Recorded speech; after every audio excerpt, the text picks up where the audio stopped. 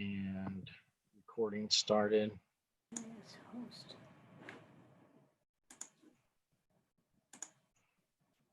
Give Karen a chance to come back.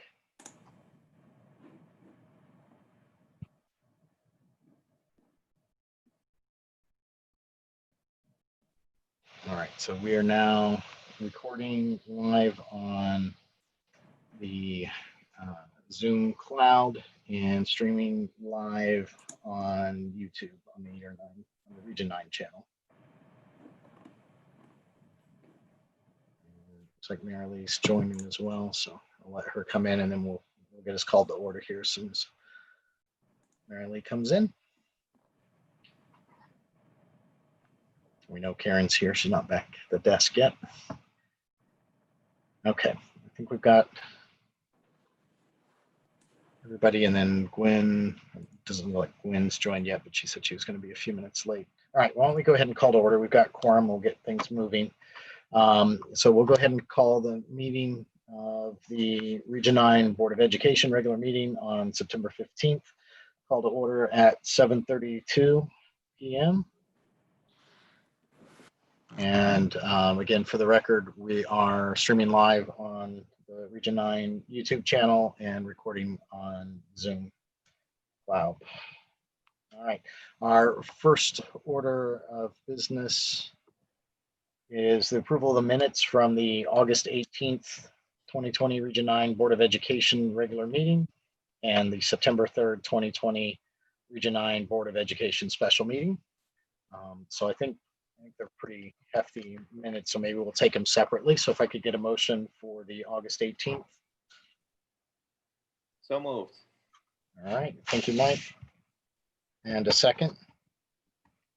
Second, Cheryl. Second, Cheryl, thank you. All right. If anybody has any changes, corrections, discussion on any of the items in the minutes? Oh, I have one change, Todd, on page 2 of 5, with respect to the pension committee. Just wanted to clarify that the investment policy statement change was with respect to defined contribution plan. It's not incorrect, it's just not clear in the minutes. So it'd be the investment policy statement for the defined contribution plan. Got it.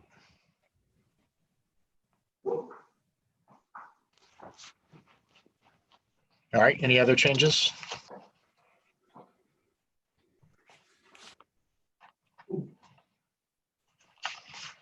Okay, if nothing else, then we'll change the motion. But if everybody's all right with it, all in favor of passing the August 18 minutes as amended with the one correction on it? Aye for board members. Aye. Okay. Okay. Looks like everybody, any noes, no abstains. I think I've got everybody. The board members are all scattered in different windows, so I was doing a quick scan around. I think that was unanimous by everybody, so it passes. Just let in a few of the members in the waiting room. All right, and then we'll go next to the September 3rd meeting minutes. So we can get a motion for that one. A board member. So moved. Motion to approve. Okay. Second. Mary Lee and Maureen is a second. All right. Any changes or amendments to the September 3rd meeting minutes? None. Okay. All right. Then all in favor of passing the September 3rd meeting minutes as written, saying 5 by saying aye and raising your hand. Scanning through all the windows, that looks unanimous again, so it passes. Thank you. All right, so the minutes are done. We'll move on then to item 3 on the agenda, student comment. And Max, we'll make sure you're unmuted there. And go ahead, Max, you should be unmuted. Awesome. Thank you very much. Well, thank you to the board for having me once again after my, summer vacation and summer break. I'm happy to be back. I wanted to take this time there's not that much noteworthy news as we're just starting the school year, and obviously lots of our extracurriculars and sports aren't what they used to be, but we have some things I would just like to address. And also I wanted to take this time to field any questions, me having the student perspective. I would love to know any questions and hear any questions that board members had for me. So the first thing on my list would be that we've been having some ongoing conversations between our class officers and Ms. McTague and Dr. Pinn about getting some stuff done for our seniors and for everyone in the building who's lost out on so many things that we would have in any normal year. So we've started letting some things happen, and we're starting to see some really great changes. Like the seniors have started to be able to eat outside and move a little more freely during lunch. We went in and made sure we had all of C hallway decorated like we normally would for the first week of school, kind of trying to regain some sense of normalcy. And then we're going to be having some conversations in the future about what else we can do to help with that scenario. The second thing I wanted to talk about was just as a general sense, Zoom school is something that's new to all of us, and how different teachers are approaching it, and what I've seen as a student and what I've heard from my fellow students that they've seen.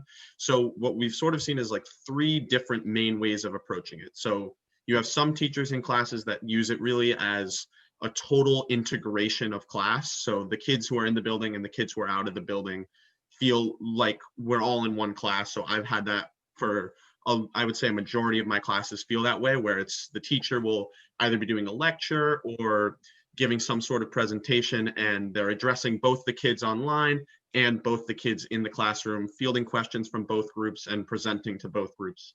And that total integration has felt really good, and that's been a really great way that I've seen teachers use it.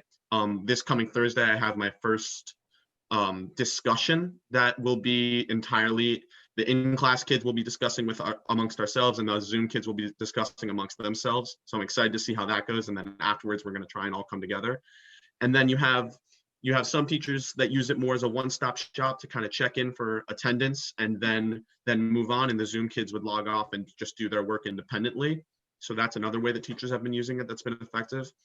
And then the third way is some unique examples. So for example, myself being in choir, we actually kind of as a joke today, we had everyone at home unmute and we all sang as what we thought would be in synchronized, just to show how it really doesn't work that way and how everyone is singing at a different time. But the way we've done it that I think has worked really well is the kids who are in the building all sing with the piano accompaniment as they normally would. And then everyone at home finds our own space to sing within our home and puts our mics on mute and sing along. That way we can still get the same rehearsal that we normally would, and it doesn't sound like one jarbled mess online over our speakers. The other thing I wanted to take a second to talk about was our September 11th ceremony that we had, where Vanessa Hoffman-Elias, who was Barlow class of 1989, she gave us this beautiful speech, having known Peter Burton Hansen, who was another Barlow alum who unfortunately passed away on 9/11. He was in one of the planes, and we heard a truly moving speech from Vanessa. And I was lucky enough to be in the lobby with some administrators and with our Peter Burton Hansen Award recipient to hear that speech. And it was something that was really powerful and something that I'm glad that even in this weird time, we were able to have it in some form, because it's been something that I think has been really important for the past 3 years. Julia Krepstel, who's a fellow senior and a good friend of mine, she accepted the Peter Burton Hansen Award for Humanity. She's done amazing work for the environment, she brought things to Barlow that nobody could have really done except her regarding the environment, and she's done some really awesome work, not to mention her just awesome, great spirit on a daily basis. So she accepted that award, which was really great. And I also had some of my social studies teachers were kind enough to take some class time to present some impactful videos and really amazing stories about 9/11 and their experiences and how they lived it.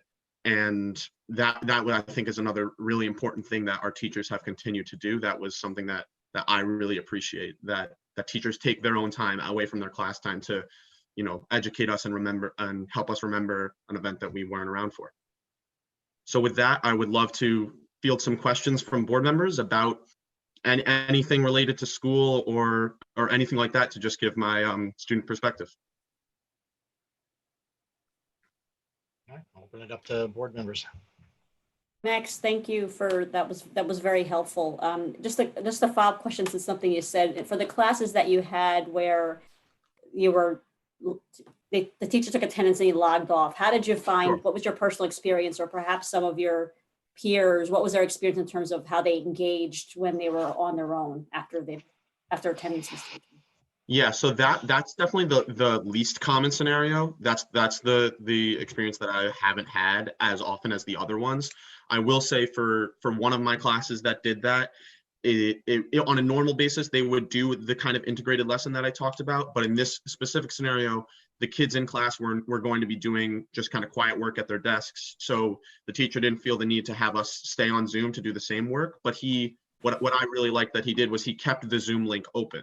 So we did our work in our own homes, but if we ever felt like we had a question or anything that we wanted to ask about, we could just hop right back in the Zoom meeting room and ask that question. So that's I think like the really important nugget that comes from that it's never really a just kind of go and you're, with no instruction. Like for example, another time it happened, the website that we were supposed to be using wasn't really working. So 3 or 4 kids hopped back in the Zoom thing and we were like, hey, can we figure this out? And sure enough, because we hopped back in, we were able to figure it out and then keep the lesson going like it should have. So that was, it's never, even though it's kind of framed as a check-in for attendance and hop out, there's always really, as far as I've experienced and from what I've heard from my peers, what they've experienced too, is there's always the option to come back in the room and ask a question about whatever the work is or about the next class or anything like that. Okay. I think it's just a follow-up question, if I can, to that. Yeah. For the professional development days, so the Wednesdays, right, for the next couple of weeks, any sense, or can you share what you or your peers might be doing that Wednesday, or how you'll engage the teachers in their office hours? Yeah, so tomorrow's my first experience with that because last week it was that kind of specific schedule because it was only a 4-day week. So to my understanding, and in every class I went to today, and all of my teachers took the time and were like, hey, here's what's happening with our class specifically tomorrow, because there was some confusion around it going into today. But by the time I finished the school day today, I had a good sense of what each of my teachers were doing. So for my personal experience, and because we got that information today, I haven't really gotten a chance to talk to many of my peers about it. But for me personally, what most teachers are doing is essentially they're going to be putting some work out on Google Classroom. Either some of them have done it today and some of them will do it tomorrow. And some teachers have created a sign up genius. So you can sign up specifically for a certain time during their office hours. And others have just said, anytime during my office hours, feel free to pop in, and they give us the Zoom link again. So we can always just hop in during their office hours and ask some questions. But for most teachers, from what I see, is it's sort of worksheets and different things like that we can do, just like we did back in April and May and June last year on our own time more so. But this time we have the added bonus of knowing there's a dedicated slot of time where we can get in a video call with them, probably a one-on-one, if not, a few other kids, and be able to ask some specific questions about whatever it is we're doing. Thank you. Yeah, of course. Max, this is a pretty, personal question in terms of what's the sense that you have of how students feel about being back in the school? You personally, a couple of friends that you've chatted with about the whole feel, it's very different. Yeah, it is very different. It's really interesting for me personally because I feel it differently depending on the class that I'm in. So when I'm in my math class, for example, we're all wearing our masks and the desks are distanced. But other than that, math is math. The teacher's at the board, she's doing our problems, we're going through work, we have a quiz on Thursday. Things like that feel pretty normal. Where it starts to get a little bit shaky and where kids start to feel that sort of real difference is in a class like choir, where we have to take it so much more seriously because singing spreads aerosols so much more than just regular talking. So we have to be 12 feet apart, and the windows have to be open and the doors have to be open, and we have to make sure we sanitize before we come in, and all this extra added bonus, not to mention lunch, which is a whole nother thing. Everyone facing the same way, and the table 6 feet or kids sitting 6 feet apart because we have to take off our masks to eat. So those are when I think kids really start to feel it. And I'll be honest with you, it's tough. It's difficult for us students, and I know it's difficult for the faculty as well because it does feel really different. And a lot of what's changed is what so many of us look forward to in school: the socializing, the being with your peers, the being with your friends. But I think I mean, we're only what, 8 days in, not even. Mhm. So I think we're getting into it still, and we're getting used to it still. And I think we're headed in a direction where I believe that kids will be able to make that adjustment. And even though it's difficult and it's slow, I have confidence that we're getting into it where kids are starting to get past that initial, this is different, I don't like this, why can't we all be in the building, and starting to get towards, you know what, this is where we're at right now. So instead of wishing we were somewhere else, let's just try and make this as really good as possible. And I think we're getting there, and it's going to take some time. And I think a lot of kids are going to need some extra time to adjust to that. I know for myself, you know, it's been a difficult transition going to 2 days of school a week and the other 3 being at home. But it's something that I think we'll be able to overcome, and that we'll be able to feel good about to a certain extent. Thanks, Max. Yeah, Yeah, of course. stay tough. Thank you. Todd, you're muted or you're down low. All right, Mike, I think you were trying to get a question in. Do you still have a question? So I just have a follow-up to Max as well. And so when you're learning remotely, when your classmates are learning remotely, I would imagine one of the most challenging aspects of learning remotely is inclusion in the discussion or the lesson. And I would also imagine that's one of the most challenging tasks for the teacher, as well as how to integrate those students who are not in the class Right. with what's going on in the class. Mm-hmm. And so I've heard a little from a few people, but what has your experience been regarding that? Do you feel like even when you're remote, you're still a part of what's going on, or feel like you're included in that discussion and conversation? Or do you feel more removed? And obviously it's something that we will get better at as time goes along in this new model. But I'm just wondering what your experience has been to this point with that. Sure. Yeah. So for myself, I feel like I should just, say this as a kind of prerequisite. I think, I'm more outgoing than I would say most students are. So I personally have been able to do that. Yeah. But I think, your main point about that kind of integration versus online and in school, the biggest challenge that I think you're referencing would be, the teacher poses a question, and it's this kind of, who is she talking to Zoom? Is she talking to the kids in class? Does she not care? Do they not care who it's coming from? So I think for me personally, I think kids on Zoom have kind of come to this understanding that if the teacher is looking for an answer, then it's generally safe to say that you're good to just unmute and kind of say out the answer. Now, being on the other end of that, being in the building, I will say there have been moments where a student has raised their hand and they've kind of just started to be called on, and then a kid at home will say the answer out loud, which obviously they can't see anyone raising their hand, so they would have no idea that that's happening. So those kind of awkward moments are, those are going to happen when you do something like this. That's just, the inherent way that it's going to work. But I think for the most part, teachers have really been able to find that balance. And some teachers will say, okay, this is for the in-class kids. Can someone help me with this question? Or vice versa, saying, for the Zoom kids. I have one teacher who always refers to us as the Zoomers. So he was like, Zoomers, help me out with this one. And then we know that's our time to just at any point unmute and go.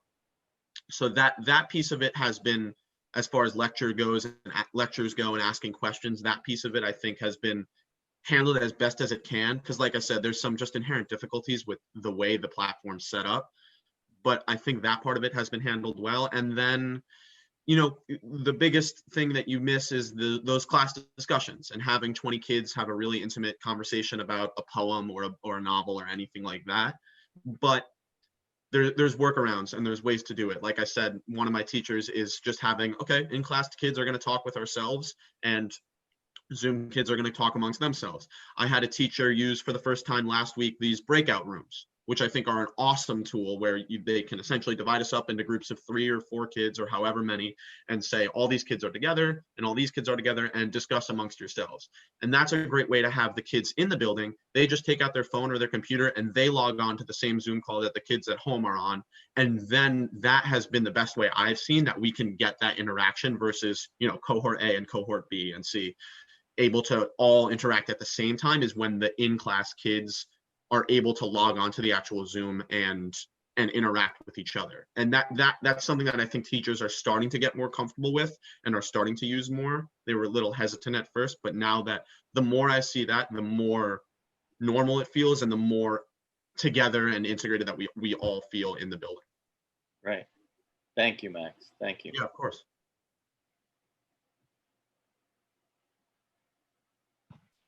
Sorry, thank you. Any other questions, board members, for Max? No, all right. Again, thank you, Max, for joining. We appreciate you having you back here and sharing your perspectives and comments.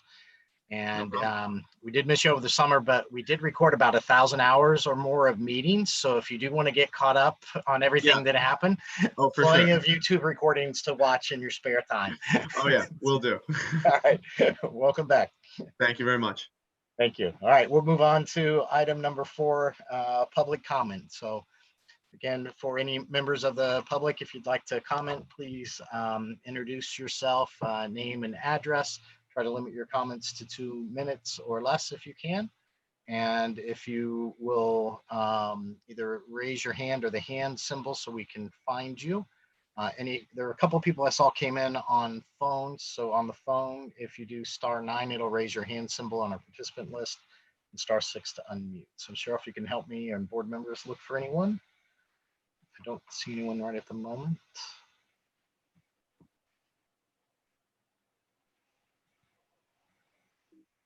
All right. One last chance. Anyone from the public? All right, then we will move on to item number 5, board member comment. Any members of the board have any opening comments? I'm just looking around. I think everybody's windows now are in the same spot so I can see everybody. All right, no board member comment. Okay, we'll move on then to item number 6, administrative reports. So Dr. Harrison or Dr. Penn, I'm not sure how you want to go through them. We have quite a few of them in our pack here that was sent out. So I'll Evening, turn it over everyone. to you and you can kick us off on the administrator reports. Thank you very much. It's been a great start to the school year. I know Dr. Penn is going to give some additional details, and I'll be sharing some information later in the meeting about next steps with our diversity, equity, and inclusion work. But now I'll turn it over to Dr. Penn. Great. Thank you so much, Dr. Harrison. The board, and I apologize for the late receipt of the administrative report that outlines some new hires. I think we do have some agenda items that we are covering on our in our actual meeting. So there's a little bit of an overlap there. But what I would like to do is to ask our new Director of Special Education, Mike DeStefano, to maybe walk the board through the student service update. And you have that, that was again included late in the packet. All of that's posted on the web as well. And Mr. DeStefano, do you want to share anything in that report? Sure. Thank you so much, Dr. Penn. And, first of all, I just want to say how, again, this is going into my first week, finishing up my second week of seeing kids in the building has been great. And I really want to start off by saying that I'm honored to lead this department at Joe Barlow High School, from the department chair, Dave D'Angelo, to the special education teachers, our related service providers, our behavior technicians, our teacher assistants. I've just been so impressed by the staff, their willingness to go the extra mile to support our families and our students. And then most importantly, it's just been so nice to meet our students, really get to start seeing the students in the building and get to know some of the families. So it's been a real great start to the school year. And I appreciate the honor of being in this position. So in terms of the board report, I know you have the board report present. I'm going to kind of just quickly summarize some of this, and then I'll be happy to answer any questions that the board may have. Our first section is just our current and 4-year projections, just some trends in that information. Obviously, the further we go out, the less reliable that data is going to be, because things obviously evolve on actually a daily or weekly basis. But our special education student numbers look like they're going to be pretty steady for this year to next year. There's a slight increase, and then it goes back down to the right where we are right now. And then the projections look like there'll be a bit of a drop for the 23, 24, and 25 school year. But again, that's really far out. In terms of our 3E program, that's been a great program that the district has supported. And the one thing I will say, because I've had the opportunity to spend some time in the program, getting to know the students, the staff, and the families, it's a really great program, very supportive for our students. The numbers right now, we have 7 students in that program, and that's going to remain pretty steady over the next couple of years. And I will say the board and the district's investment into that program definitely has saved the district in terms of out of district placements. Or if we didn't have that program, that would be definitely something that we would be incurring. In terms of our out of district placements, right now we are at 14. Next year we jump up to projection is up to 19. Obviously, this is something that's always pending PPT decisions, and it's something that it evolves over time. And that's based on current IEP criteria, based on some of the new guidance from the state regarding students eligible up to the age of 22. On page 2 is our continuum of support.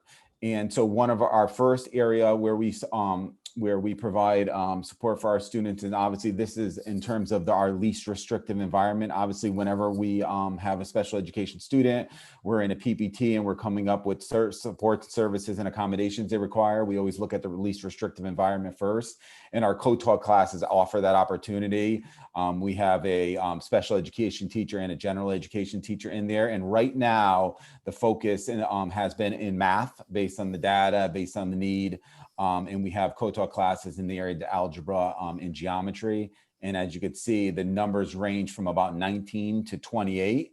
But just as a reminder, when we have 2 teachers in the class, that gives a dynamic to the class that allows for different types of co-teaching, station teaching, parallel teaching, whatever it might be. And that's actually going to reduce that class size potentially in half, depending on how they're working that classroom.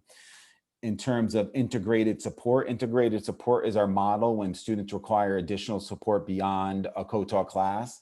So it's more individualized support, working on goals, objectives. Obviously, high school students are working towards their transition. Once a student gets to high school level, we're starting to immediately think about how we're going to transition them to post-high school employment and college. And so we have, we have 3 sections for each grade level, and we have special education teachers who are devoted to each grade level. So they're working on that content with our regular education teachers and with our students. And the class sizes are small, which is great. They range from 3 up to 10. And within that integrated support setting, we also have teaching assistants who support students as well.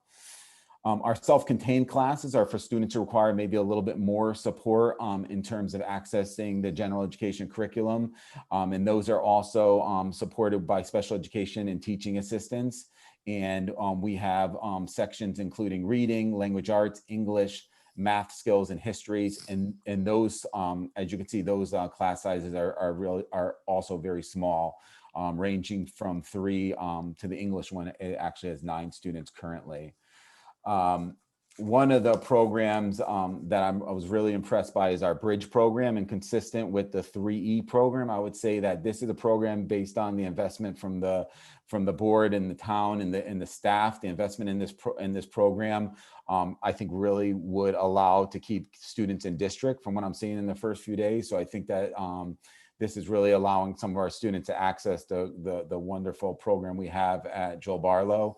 Right now, we have 8 students in that program. and it's staffed every period, and we have some duly certified special education staff in there. We have a behavior technician in there. We have social worker support as well. And students are generally, the students that benefit from this program are students that obviously, are students who struggle with social emotional concerns, also, executive functioning. Those are some of the skills we're working with those students on, decision making. And it's an environment, from what I've seen in talking to some of the students in that program, I've gotten to meet several of them. They really feel the support of that small environment, that ability to kind of reach out when needed to somebody. And, they really felt like the program is helpful and really helping them access the larger building, which is great. In terms of our referrals to special education, we're in really good shape. In terms of the closure, obviously there was a time when evaluations could not occur in person, and I know many districts are kind of backlogged and they're trying to catch up on evaluations. At Joel Barlow, the previous administrator Patty Roscoe and the team there really made sure that we were up to date on and current on evaluation. So as of today, we're caught up on all the evaluations that were part of the closure, which is wonderful. We had 12 referrals to special education last year, with 2 currently this year. And then lastly, in terms of our Section 504 data, our 10th, 11th, and 12th graders, we range from about 31 to 38. There's a little bit less at the 9th grade level with 18. Just a couple items just to bring to mention. Tomorrow, all of our special education teachers will be sending out what's called learning model implementation plans. So the state of Connecticut has asked, and it's a great communication tool. So because the IEPs are written for in-person instruction, 5 days a week, we will be writing implementation plans. So based on our current model, whether it goes from a hybrid to a full reopening or, to a closure, whatever it might be, we'll be updating these learning model implementation plans. There's been no relaxation of the federal law regarding IDEA, so we have to implement the IEPs as written. The state does allow us some flexibility with how we could do that. So this document will be a communication tool where we'll be sending them to parents asking for their input. Here's how we think we're going to implement the IEP and best support your son or daughter. And then we're going to get feedback from the parents so we can modify those as well. And that'll be something that we'll be updating regularly throughout the year, depending on the changes in health data and current mode of instruction. And I think that is it. Are there any questions that I could field?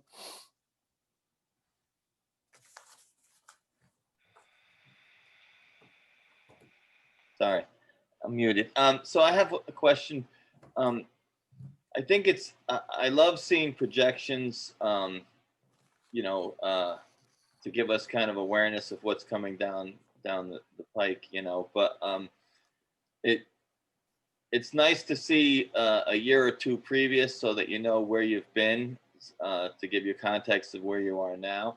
And again, I don't want to jump on your first meeting as you come in, but I'm wondering how, again, these are based on, I would imagine, the best numbers you have, at this time. But it seems as though K-8, the identifications have increased, starting at the lower grades all the way up. There's been a trend, and I haven't seen that trend reversed at all. But then it seems like when it's going to hit the high school, to go from this year until 4 years out, and we're down like 12%, 85 students. That's it seems like a lot, and I wonder how that's possible. But again, I'm sure there's a lot of data and stuff out there that you're not aware of at this point, and you're just basing it on what you have at this time, which is very helpful as well. I appreciate the effort. I don't know that we're going to see a trend that's that drastic a reduction in special ed moving forward. But thank you for this report. It's very, very helpful. Thank you. And I would agree with that as well. I think that, you know, obviously being new to the district, I'm just getting my feet wet and kind of learning our students and our family, but I'll say nationally, even statewide, I think the trend, especially coming back from a pandemic and in, you know, all those concerns, I think social, emotional concerns are definitely on the rise. I think I would expect that referrals would increase. And, you know, I guess to your point, I would agree with you and say I would be very cautious around that, because I would gather that referrals would increase, especially coming back from the pandemic and different concerns that we would see as students get, as we attempt to re-engage some of our students.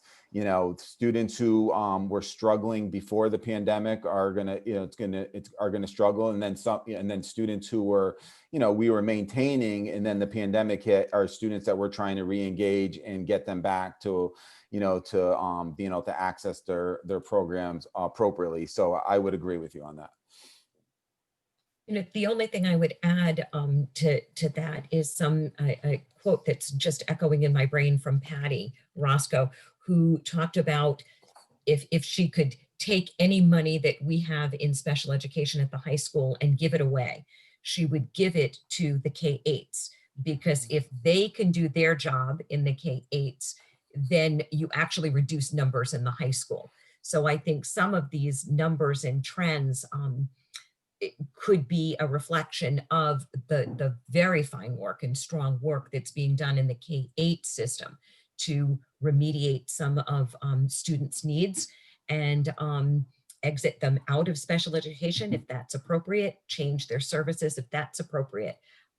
Not every student who receives special education services in grades 3, 4, and 5 is automatically receiving them in high school. So just a shout out to our K-8 schools for doing the good work they're doing. But you're right, and Mike has said it, the projections as we go out change, and we have less confidence in them. So thank you for that report, Mike.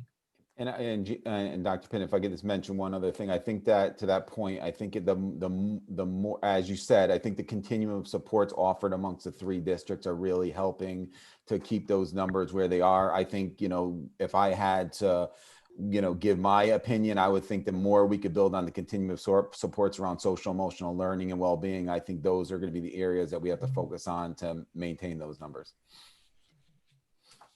Just a follow-up comment, or perhaps a question, or maybe the next time in the report, to Mike's point about trending, it'd be helpful to see trending, and if we can isolate, it's probably too early to tell if there's more activity around IEPs, but also 504s. I'd be curious to see if the stress or, you know, the environment that all of our kids are in, if that's contributing perhaps, or will contribute in the short term to more 504s, or perhaps more time needed for assignments.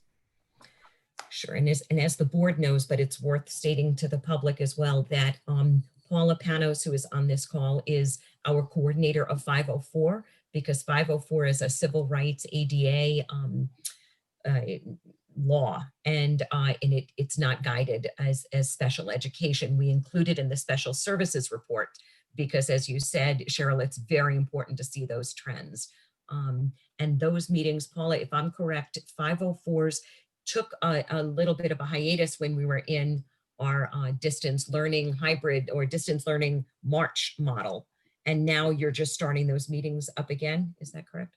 You're correct, Gina. And we are seeing an increase, to Cheryl's point, in new referrals. In the first 2 weeks of school, have 5 new referrals that we are processing. I think it's a little early to know how students are reacting and coming back, but we will know that within the next month. And we will continue to keep track of the data and let you know how we are progressing. Thank you. So maybe in the October or November meeting, get an update. Yes. The data. In fact, it was a little early for me to include the new referral data because we're only in the 6th day of actual students in the building, but I will include that moving forward. Okay. Yep, that'd be great. Thank you. Karen, Yeah, Turn it up. quick question, Mike, with regard to the student outplacements, I know when we were talking to you during the interview process, you were thinking that you might be able to bring more services in-house to decrease those numbers. Do you see going forward any programs, you know, that you would be able to, instead of the number going up next year, like, you know, is there a way to bring that back down? Yeah, I think that the number, we'll have to look carefully at the number and the reasons for why those students would require an out-of-district placement potentially. I think that the programs that have been built at Joe Barlow, the 3E program and the Bridge program are really great programs, and they really will help keep out-of-district placements at, you know, the level as best as possible. I think we're always, you know, Dave D'Angelo and I are my department chair, along with the rest of the administration and staff. We're always talking about additional ideas to increase the supports and services we could offer the students into like a program like the Bridge program or in the 3E program. So those are things as the year progresses we'll be working on. Gina and I were just talking about some ideas today, and you know, and not just for those 3E and Bridge staff. I think working with the entire staff as a whole is really going to help, you know, minimize and kind of reduce some of those numbers we were talking about with, you know, with the question about numbers going up in general. So I think there are some things we could talk about doing on training with staff around social emotional learning and different skills they could use in the classroom, in specifically with students when they're working with them individually, if it's an IEP service, and different trainings that we could do. I think there is some opportunity for growth. Thank you. Any other questions? Members from Mr. Swano? No. All right. Dr. Pinn, other reports? I know we've got finance reports from Scott. I don't know I if think you've there's got some others. finance reports, and I'll turn it back over to Dr. Harrison and Dr. Pearson-Ewell. Okay, I'll just jump in briefly. I don't have Yep. a formal report to share with all of you because it's actually the first meeting that we've had in a very long time when I am not going to be making a recommendation to a change in our reopening planning or announcing a major update from the state. So I consider that We great appreciate news. that. We appreciate that. Thank you. Great news from my office. I will say that we are so happy to have our teachers and our students back in school in whatever form that may be.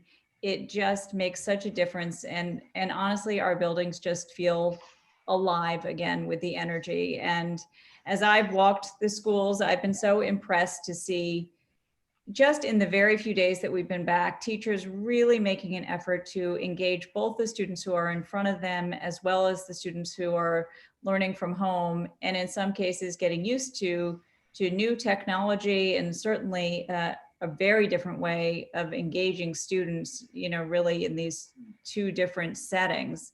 And I know that that model will continue to develop and improve throughout the year, but I think we're off to a terrific start. I want to bring everyone's attention to the ER9 website, which has recently been updated. We're really doing our best to try and keep it current with new postings. We had a wonderful social emotional learning presenter, Dr. Dad, who made staff presentations during the day and did a parent presentation in the evening. We've posted that presentation on the ER9 website, as well as many resources that she offered. And so if people in the community or board members are looking for recordings of town hall meetings or updates from the state or resources, the website has been updated with that information. So again, we're doing our best to stay current with that. We are shifting our work, obviously, now that we have reopened, we're shifting our work to focusing on staying open and staying engaged. And so that committee will now switch gears and will include a much more active teacher participation. And those meetings will occur on Wednesdays. So we're looking forward to pivoting to planning the transition in October, hopefully to being fully in person. But those conversations will take place tomorrow. And then as we consider what information we might need for families, to confirm our plans for October.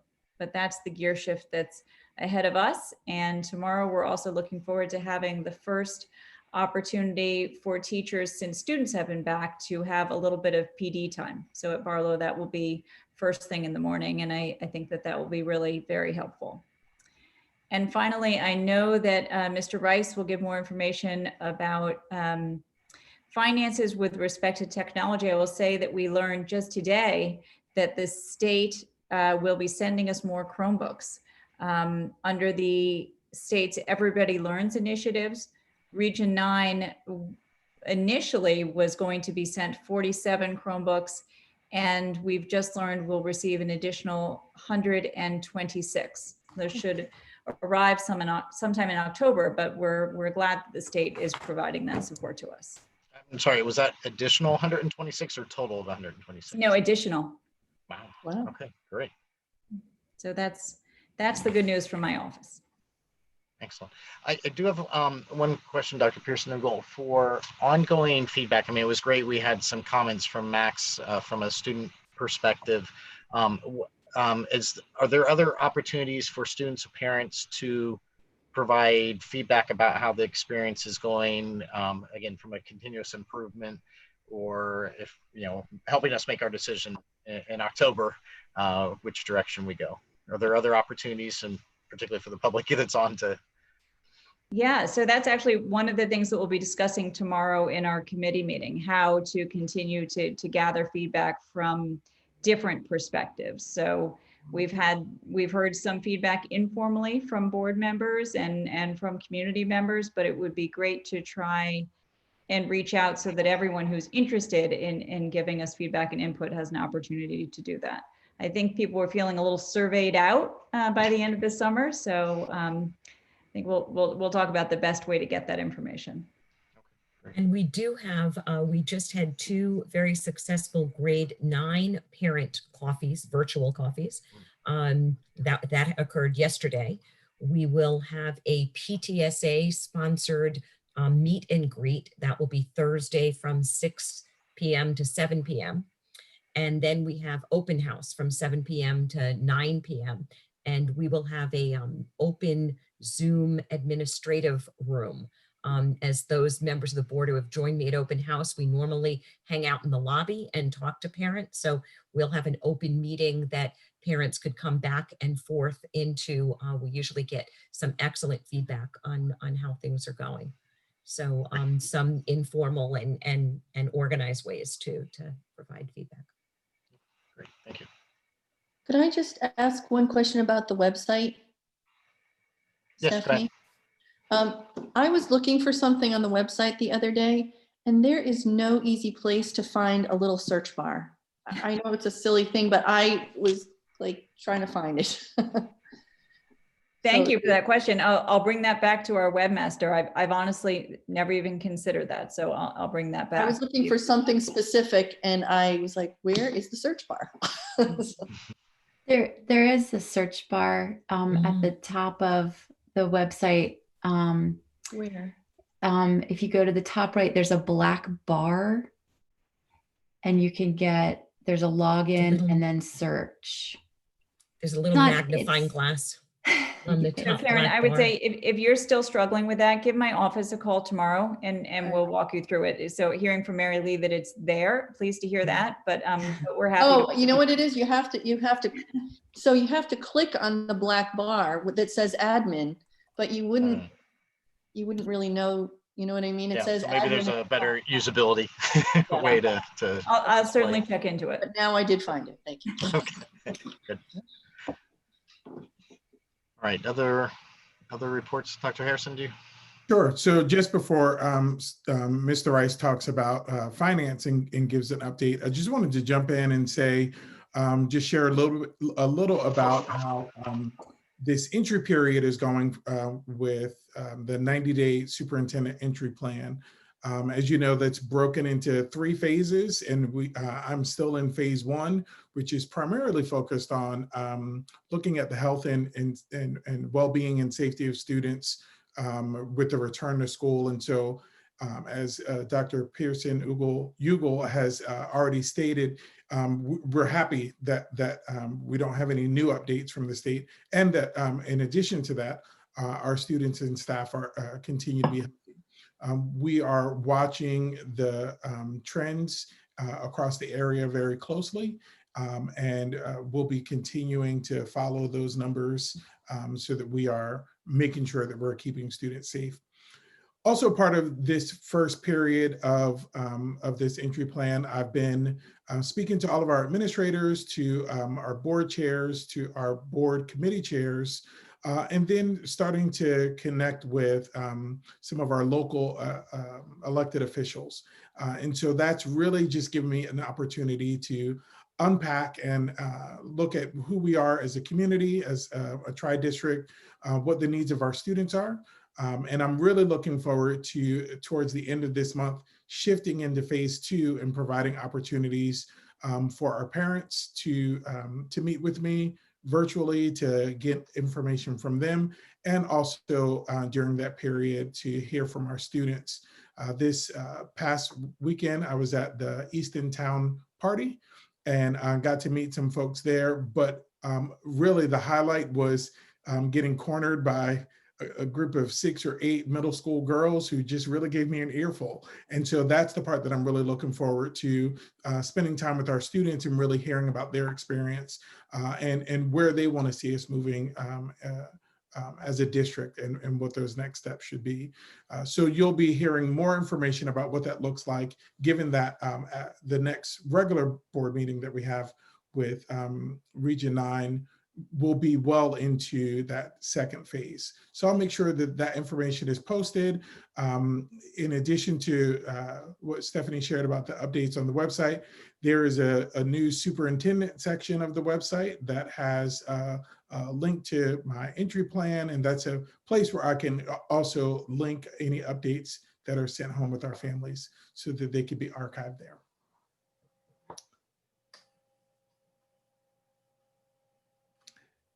Scott? Thank you. I need to go find that spot on the website now. So thank you. All right, Scott.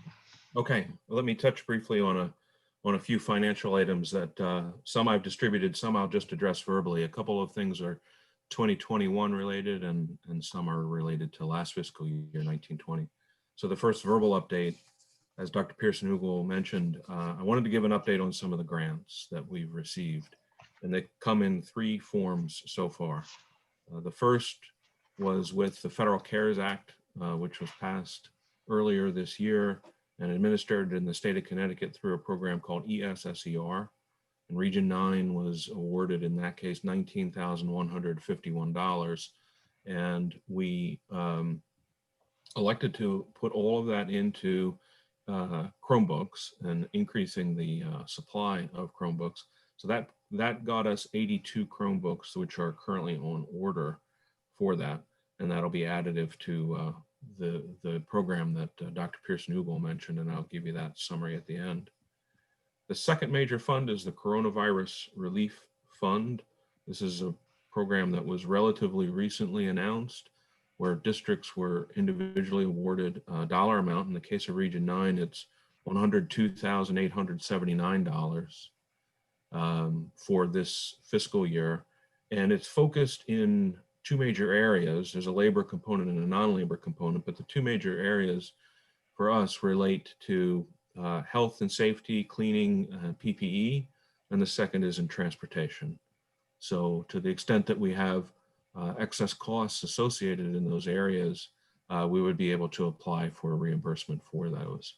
The details of that program are still being released at this point, but that's there for us to begin to execute against. I would say that the total of 102,879 is approximately half and half between those 2 categories of transportation and the health, safety, PPE, cleaning portion of it. Lastly, then, as Dr. Pearson-Hugal mentioned, the Everybody Learns initiative is focused on technology and is focused on the distribution of Chromebooks. It's also focused on internet connectivity. So in the case of Chromebooks, we had the initial award of 47 and the incremental award, which we learned yesterday, of another 126. So if you combine that with the ESSER program I mentioned, that's a total of 255 total Chromebooks that we will be receiving sometime, we expect, in the month of October. So that's certainly very helpful. I'll mention as well, on the internet connectivity, that's a program that the Connecticut State Department of Education is working in cooperation with the various cable providers across the state of Connecticut. So we're working on the details now of getting those families in need who need that service connected with the appropriate cable provider, so that we can get that in place for them. That all of these, the Chromebook awards, the internet connectivity, come at no cost to the district. So any questions on that before I move on? Sorry, just one on the intent for the Chromebooks as they come in.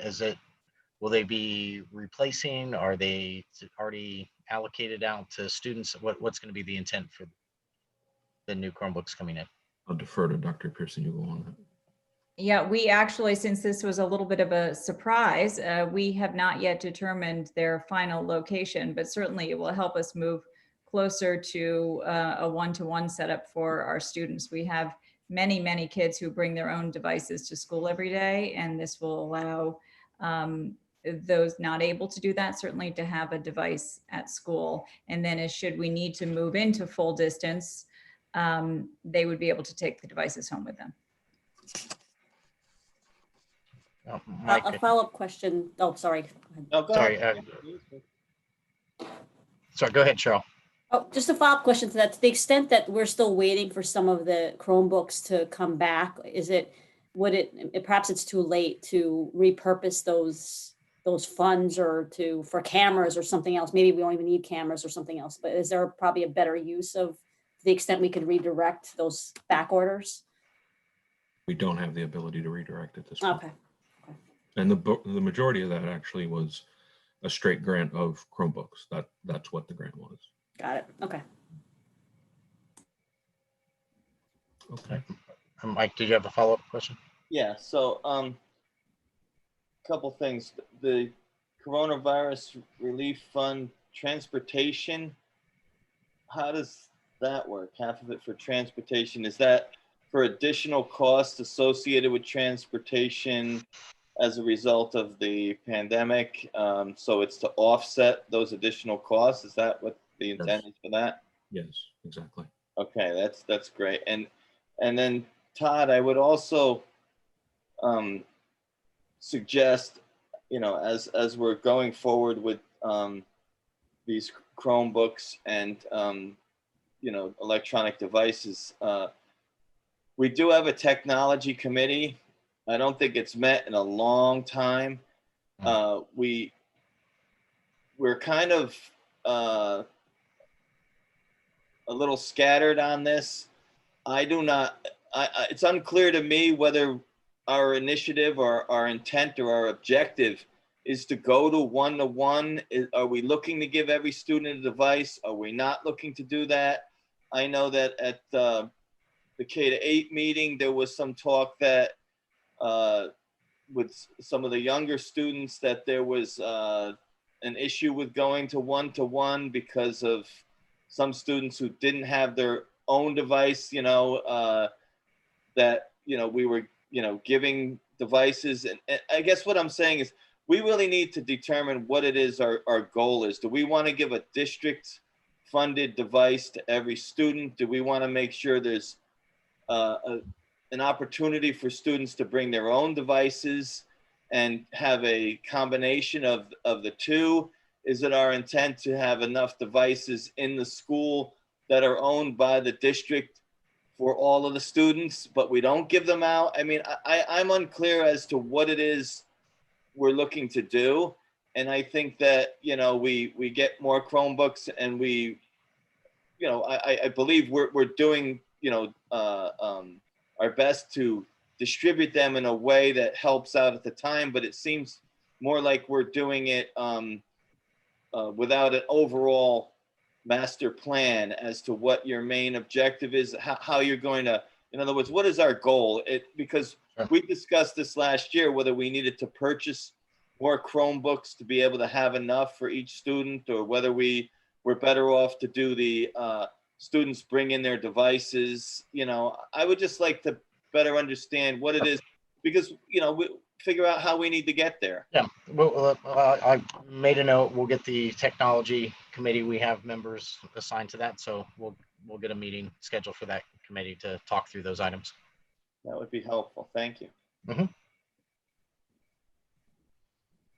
Okay, the next item I'd like to discuss is the budget object summary that it was distributed. That's the 1920 budget object summary. So this is the final report for last year. The key number on it is the unexpended funds. And in the June, July, and August meetings, I was outlooking us landing at 1.7 million, and we landed at 1.76 million. So that does come out to just slightly higher than previously discussed in terms of the allocation to the town of Reading and the town of Easton, which comes in at approximately just slightly over $1 million for the town of Reading and $746K for the town of Easton in the final analysis. We made our final cash request last Tuesday to close out the 1920 year. I'm happy to cover any particular questions about that. I did not include a 2021 budget object summary because at this point, we literally on Friday ran our first payroll for the full staff for 2021. So that financial picture for 2021 is only really just beginning to start to come into view at this point. So at the next meeting, it'll be a little bit, that certainly would be the topic of discussion. We'll have a little bit more robust report to cover at that point. Any particular questions on the budget object summary? Okay, I'll move on then to the transfers report. There's one transfer of note. This is for 2021. We are starting to make budget transfers in the new budget year. It's a minor one to make sure that the budget for software in the STEM area moved from a supplies area to a software line for $158. I do have a 2021 transfer request for your approval, which was also distributed. And this is due to a change in the way in which some special education services will be performed. They were originally budgeted to come under our 320 account, which is a professional education sort of account, meaning education for student-oriented education, as opposed to needing now to shift those to third-party outside services. So those services will now be performed by a third-party service partner, which would mean that we would like to take the entire budgeted amount, which was $14,196 from the 1200-320 account and transfer it to the 1200-330 account. So requesting the board support for that motion. All right, so look for a motion from a board member, then we can have discussion on it if anybody's got any questions. So a motion for the transfer from the 320 to the 330 line. So moved. Gwen, may I have a second? Yeah, Mary Lee, thank you. So Gwen with Mary Lee is the second for the record. All right, any discussion then? I'm just curious. Sorry, someone. No, go ahead, Todd. Go ahead.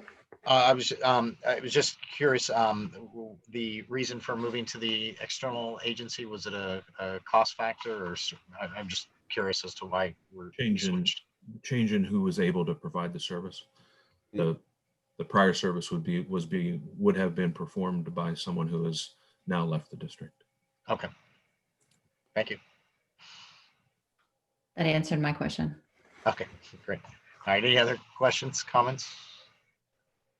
All right, then we'll go ahead and vote on the motion for a request to transfer $14,196 from object 1200-320 to object 1200-330. All in favor? Aye. It's unanimous. I see everybody. Yeah, so it passes unanimously. Thank you. And then finally, I just would like to touch on the health insurance analysis report, which was distributed. We have now the August claims in here. They come in at $173,000. Certainly not a high number. It's high compared to the last 12 to 15 months, but we had a very low claims year last year. We are seeing in the first 2 months an average of 190,000 average claims in the first 2 months as compared to last year. We were just under 130,000 per month for the entire year. I think more than likely the driver for this is, as we were informed by Brown and Brown, we should certainly anticipate seeing higher claims in this period now as people exited from COVID shutdowns, as doctors' offices began to reopen, people began to be able to return to receive services that they may have not been able to do in the 3 or 4 month period prior to that. So we'll continue, of course, to watch this as the year goes by, but we are certainly in strong shape in this account based on the actions the board took last year to keep this fully funded. Any questions on that? So we're not, we just figure the claims are up based upon, you know, as outlined by Brown and Brown. We don't have any reason to believe that claims are going to escalate, you know, above what the typical average has been. In other words, we've had a few pretty good years and we're tracking along the same lines, you think? Certainly all indications are that. It wasn't a surprise to me to see these numbers where they were. I think if this were to continue for another 3 months like this, I would say it's actually a reverting back to form. As I say, we've been abnormally low. So the year-to-year compare looks high, but ultimately we just have to see how things trend along as we go. Okay, great. Thank you. That's all I had, Tom. Great, thank you. All right, any other administrative reports? We've covered everything. All right, with that, then we'll move on the agenda to item 7, committee reports. Board members, any committee reports? Todd, I don't have a report, but I do want to pose a question to the board with respect to the budget committee. So the budget committee has not yet met or reconstituted formally since we had new members join the board. So we've postponed that budget committee primarily for administrative scheduling reasons because of what happened in the spring, COVID, and we've been focused on other initiatives. So really, in taking a look at the charter of the budget committee, there's one of the things the board needs to do is to look at that every 2 years. And the last time we looked at this was 2 years ago with respect to what the charge of the budget committee should do. And I think for those members who have joined the board relatively recently, the last iteration of it was that the budget committee follow the lead of the curriculum committee in the sense that we're looking at curriculum over the next 3 years in conjunction with our strategic planning goals. But then obviously the budget should follow that. So a couple exercises we did in the past were look at, Scott's been instrumental in looking at our costs for the next 3 years, assuming, knowing what we know now, not any new commitments. But so we've been using that as a benchmark, so to speak, to then guide the administration at Barlow and central office to say, okay, well, what resources, knowing we have X resources in play for the next 3 years, what curriculum programming should we be looking at for the next 3 years, or what do we need? So the focus of the budget committee has been that, and I think a couple other items was looking at fund transfers and looking at budget line items and essentially preparing the board for budget season. So that's been the purview, at least of the recent iteration of the budget committee. So I wanted to really throw that out there to the board, not necessarily, we don't need to discuss it now, but if to the extent that you have thoughts or comments or feel a need to follow that objective or change it, I'm just looking for feedback there. But the next immediate steps are just to have the budget committee meet so we can reconstitute. And we have a tentative date for the meeting? We do have it on the calendar. It's October 20, I don't have it handy, but it's toward the end of October. Towards the end of And October. so, Okay. Yeah, and it follows, it's currently scheduled around the curriculum committee meeting because the intent was, because we have some common members, we want the curriculum to drive the budget, not the other way around. So that was the original intent. But certainly, you know, we can revisit that or you know, but that's one of the things I just really wanted to run by the board to see if that's the same direction we want to head in. All right, so any comments, they should come back to you if they have comments on the Yeah. the charter form. Yeah. All right. Other committee reports? Mike? So the Facilities and Fields Committee committee met last week, and we discussed at length items related to the next agenda item on our for our meeting here. But I did want to also mention that the FFC continues to review and revise our capital plan. And so much of the committee meeting also was spent on reviewing items, listening to the needs from the administration, and formulating suggested additions and modifications to the plan that align with the current conditions of the building. Okay. All right, thank you. Other committee reports? Policy? Anything exciting happening with policy? You guys meet every week. You're always looking for the exciting comment from policy, aren't you? Yeah. We are still working through the 3000 series. We had one meeting that did not occur for lots of reasons. We met last Friday. We are scheduled to skip this Friday and meet again after that. And then we are going to work through some Title IX changes. And I have been told that there's about 2,000 pages of material for that. So we are wholesale, by the way. I mean, I've said this before, rewriting policy from the ground up. So we're in the 3000 series, and that's a testament to how far we've gotten. But we've also gotten had to accommodate some of the COVID related changes that we did with masks and stuff in the summer. And now we have to accommodate the Title IX. I'm just waiting for the day the report will be. We're done through it. We're done. We're done. I'm hoping we're starting over again. No, there is a schedule. There is a schedule for continuous updates. So no, we will not be starting over again. But we're at 3000 and we still have several series to go after that. So. All right. Well, thank you. We are working in earnest. Trust me, we do meet every week. Every week, yes. Open offer for any board member that wants to attend, right? Right. And we have a good time too, so. Right, it's really good stuff. Bring your own coffee. Might need stronger than that. Stephanie can tell you, she's been coming lately. What a way to start your Friday. Yep. Do some policy review. All right. Well, we're always in good spirits, so what else could you ask for? Exactly. Excellent. All right. Any other committee reports? I think those are all that we've had time to meet. Okay. All right, then let's move on then to item 8, discussion possible action. And the first item we have, item A, campus improvement project closeout and approval of invoices. So I'll turn it back over to Scott and to Mike. I think you guys have the update. Okay, so I can kick it off and then I'll pass it along to Scott. So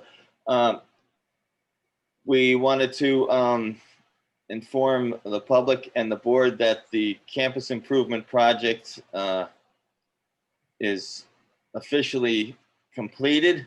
The cobblestone apron at the end of the driveway, which had experienced some workmanship issues related to design, have been remediated in a way that has been approved by the designer, and in a way that I think we're all very pleased with. The stones have been set in mortar. I think it looks fantastic. I don't know if any of you glance out your window as you drive over that rumble strip as you head out the parking lot, the driveway, but I think it looks great, and we owe a lot of thanks to Mr. Rice for staying on that issue for us and making sure that, you know, everything was done correctly and in a timely fashion in a way that did not impact operations of the school. So I don't know, Scott, would you like to share some of the financials relating to the bond issues and some of that stuff on a screen share, and then we'll go into some of the closing out motions? Sure. Yeah. Todd, if you can give me that ability to share.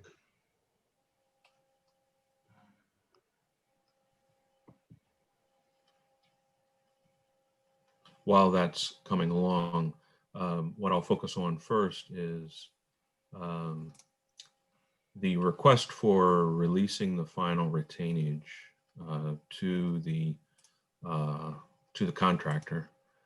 Since the work has been completed and the punch list has been fully completed and validated by the engineer on the project as well, this is a pretty dense sheet that I'm showing you here, but this is a sheet that we've used throughout this project since last year, tracks each payment by each vendor, by each phase of the project. And then I've just highlighted here this 7th and final release of the amount that was retained from the original contract value until the work was fully complete, and we are at that point now. So the request specifically is for final payment of $79,448.75. That would complete the final payment to A&J as the general contractor on this project. This was approved by the committee here on Friday and is before the board now in a motion that Mr. D'Agostino will recommend in a moment to cover that. With the final payment of that, we would see this project come to what will happen is, if you look at this total line here, the total amount authorized was $1,916,780. That was authorized at referendum May a year ago for this project. This is the amount invoiced. This is the amount paid. So once we approve and pay that final $79,000, these two will be equal. But what you can see is that this comes in at $1,824,903.80, just slightly under the $1,916,000. So it was certainly within budget. One other item I'll point out on this page is the amount that was approved at referendum, the $1,916,000 here, is the total amount that was authorized. When we go to bond, it's done in round numbers of 5,000. So we bonded just slightly less, 1,915,000. That left us with this authorized but unissued right down here at the bottom, $1,780. In other words, we're permitted to issue up to 1,916,780. We did issue 1,915,000, leaving a residual of 1,780. And there's another motion that we discussed in committee that we will recommend the board adopt, which will be to waive our intent to actually issue that. It's a bit of housekeeping, but bond counsel recommends that we be complete and declare that we have no intention of issuing that, and that way it can be documented in the legal documents that way. Mike, I think I'll stop there. There's certainly plenty of other things we could go through, but let me stop there and just make sure what else we might want to cover at this point. And you're on mute there, Mike.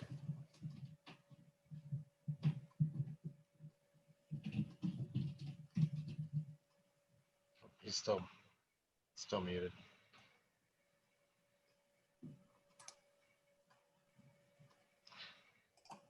Hey, Scott, I think I passed host over to you. If you want to pass that back to me, I can try to. You just there you go. Sorry.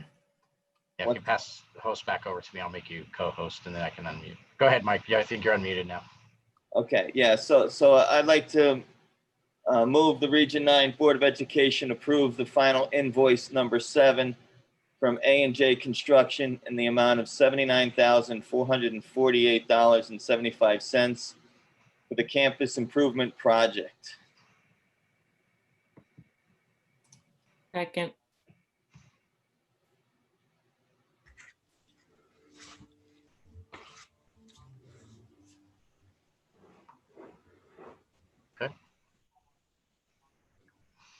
All right, so we've got a motion, and I didn't get the dollar amount, but I'll have you repeat it. So we have a motion by Mike, seconded by Gwen. Yeah. Okay. Any further discussion on it? Otherwise, I'll have you read the motion one more time just for the dollar amount. Okay, move that the Region 9 Board of Education approve the final invoice number 7 from A&J Construction in the amount of $79,448.75 for the campus improvement project, the Barlow campus improvement project. Barlow campus improvement. Okay. All right. Sorry. All right. Any other discussion, comment? All right, we'll vote on that motion then for invoice number 7. All in favor? Aye. All right, looks like everybody, so it passes. 8-0, unanimous. Okay, and then the second motion is, again, as Mr. Rice explained, kind of a bit of housekeeping, which basically comes from bond counsel, which we have to make a motion to affirm our intent that we're not going to seek that $1,780 that we could borrow or we could use if we wanted to. So I'm going to make another motion to move the Region 9 Board of Education affirm it has no intention to obtain the authorized but unissued funds for the campus improvement project in the amount of $1,780. Second, Karen. Second, Karen. All right. So we have a motion on the floor for the unexpended dollars and the intention of using those. The 1,780. Any other question or discussion around that? All right, seeing none, then we'll go ahead and vote on it. All in favor? Aye. Opposed? No. So it passes 8-0, unanimous again. All right. You're on a roll, Mike. And so now I wonder, Scott, if you would put back up the pay rec. sheets that show Yeah, and you should be co-host, Scott, so you should be able to display. Okay.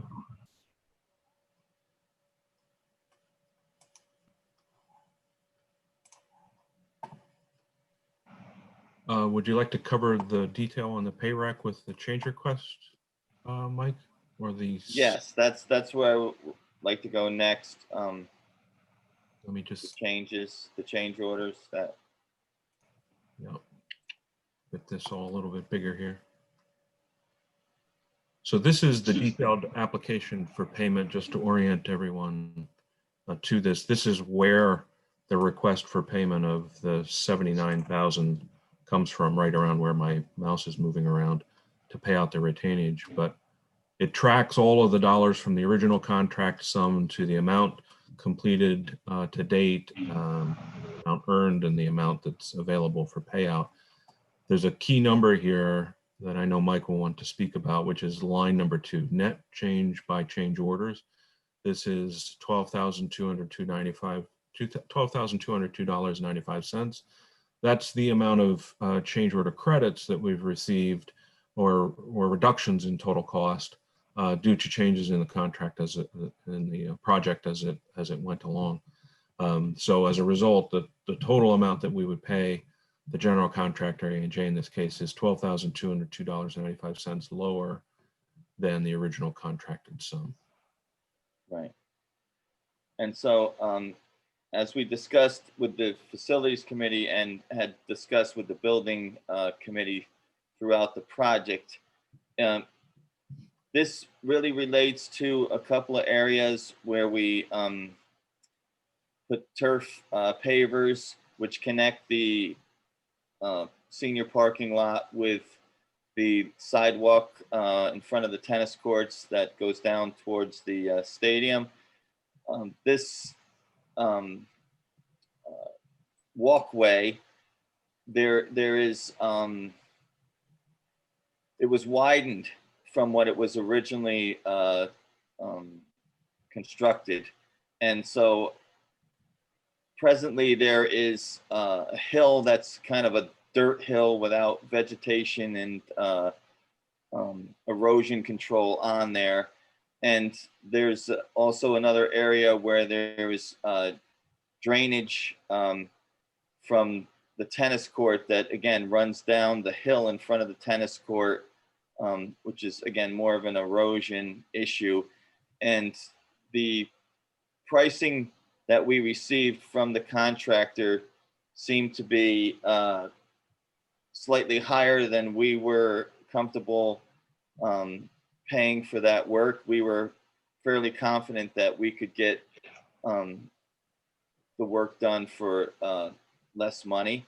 And so we, Walter has obtained pricing from a contractor to do the work. And so we would like to allocate that money to do that work, which again is in alignment with the scope of the project.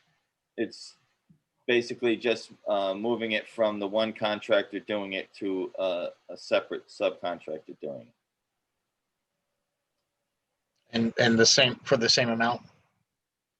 Actually, the motion is going to be for $12,000, not to exceed $12,000, because we're confident that we can do it less than it says there, and we just want to give coverage, you know, in case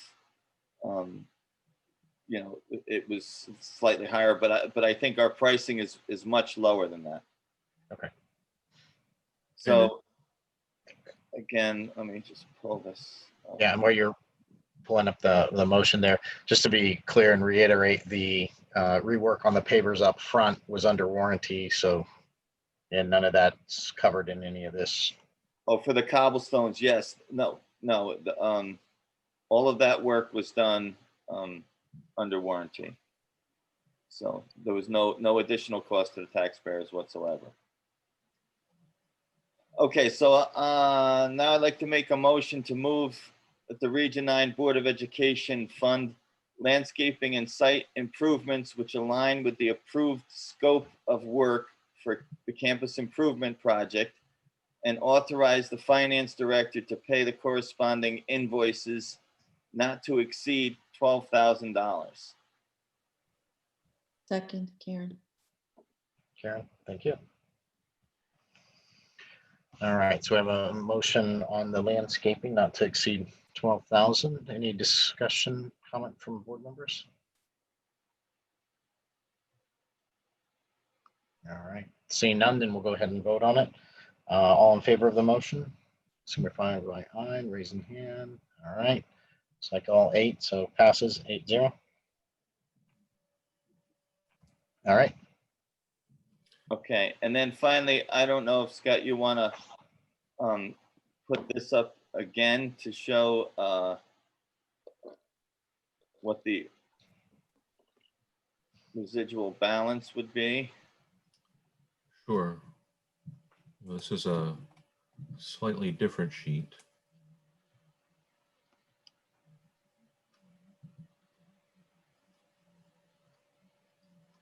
But the key point that I know, Mike, you would like to cover is that, let me just come up to the top here. I shared with you earlier that we had bonded $1,915,000. We had received on top of that a bond premium of $105,000. So our total proceeds were 2.02. With the project costs paid, the cost of issuance paid. The board also in the budget season earlier this year for the 2021 budget had approved the expenditure of $105,325 from this bond for purposes of paying the scheduled bond interest payments that are owed and payable in the 2021 year. So taking all those things together, total costs approved were $1,850,000.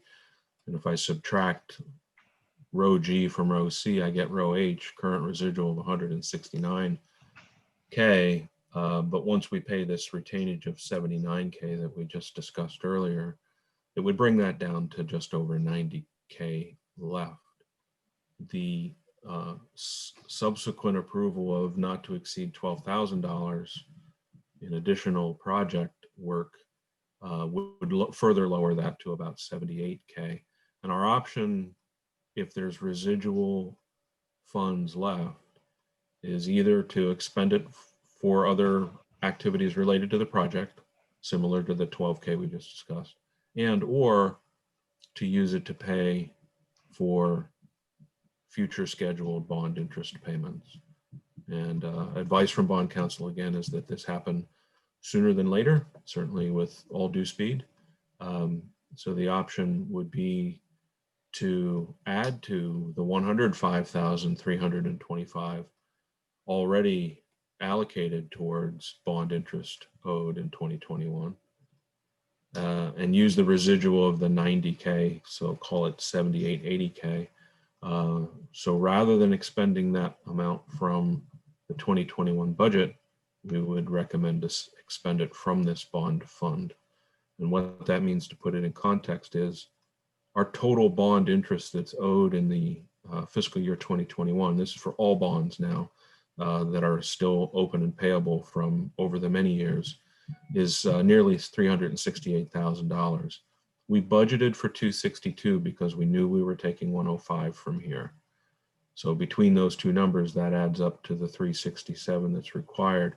The recommendation would be lower this $262 budgeted amount by the amount that does remain, approximately $78 to $80K, once the project is completed. Right. And so, in alignment with past practices and, being good stewards of the taxpayers' money, we feel that there is no additional work associated with the project that we deem necessary at this time. And so we would recommend to the board to use that money to make bond payments. So I'd like to make another motion to move that the Region 9 Board of Education commit all residual funds for the campus improvement project to include the current balance of $77,893, along with all additional residual balances to be expended for scheduled bond payments in the 2020-2021 fiscal year. Second. Sorry, who was the second? Me, Mary Lee. Mary Lee. All right, thank you. All right, discussion, comment. So remind me, to the extent that this is reducing our annual interest as budgeted, right? So then now, just doing the quick math, there's about $173K that is left from the current approved budget to pay down interest. So what happens to that excess? Is that something that can be essentially we're repurposing the savings from the project to pay down the interest, but then what happens to the savings from the interest within the operating budget? So that would remain as unexpended funds in the 2021 budget, which the board could choose to redistribute or transfer to cover other costs. And given the volatility of a COVID year, having that flexibility would be very helpful. And one of those options would be to leave it, to put it back into the bond. So if we didn't want to reduce the bond payment, the bond interest payment. So it'd be unexpended, but we could put it back in there. No, we can't do that. Yeah, we can't make additional payments above and beyond what's scheduled. Okay, that was my question. So we can't go above and beyond then. No. But again, there's- to Scott's point, it gives us greater flexibility in a tough year. And, you know, any transfer or movement of that money would, you know, would take board authorization. So I think this is, you know, the best way to handle it. It would be unexpended if it's not needed, but again, it gives us some flexibility in what could be a challenging year. I think it's so. We would have all of the year to be able to reallocate should the board decide to do that, right? There's no time limitation because it's essentially freed up interest, right? This is normal operating interest. It's not, right? No, so the money from the residual is going to pay those bond payments. The money No, I that's get that, yeah. in the budget is in the budget. So there's no time. That's what, It's okay, good. just in there. It We could stay in all year, or we could choose to move it. Well, if Yeah, we'll or read this choose to year, return it if we have excess of, yeah. Absolutely. Oh, sorry, Karen. Oh, no worries, sorry. All right, any further discussion?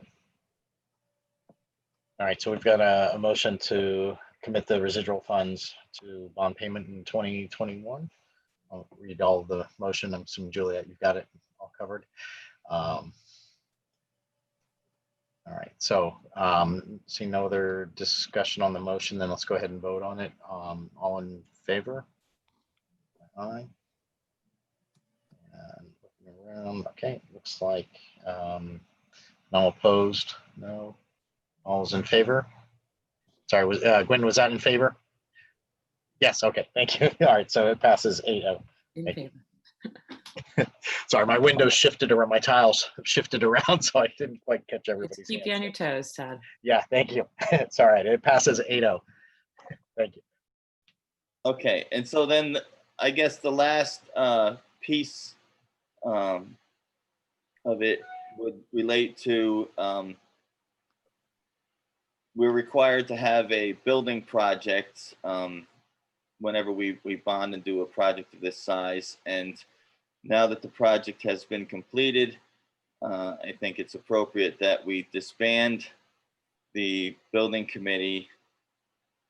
So I'll make my last motion here, which is to move the Region 9 Board of Education disband the Barlow Campus Improvement Project Building Committee with great appreciation for their efforts to complete the project on time, under budget, and to the highest industry standards.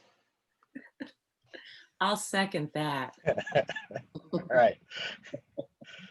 Okay, so we've got, I might have you just repeat that motion now. So we've got a motion on the floor regarding the successful completion of the building project under budget and to the highest industry standards. Any further discussion on the motion?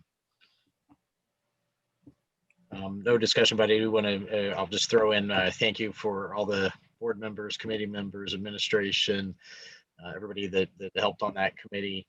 Suzanne from the public is our public member. So thanks for everyone for your contributions on the project and making it successful. Especially Scott and Mike.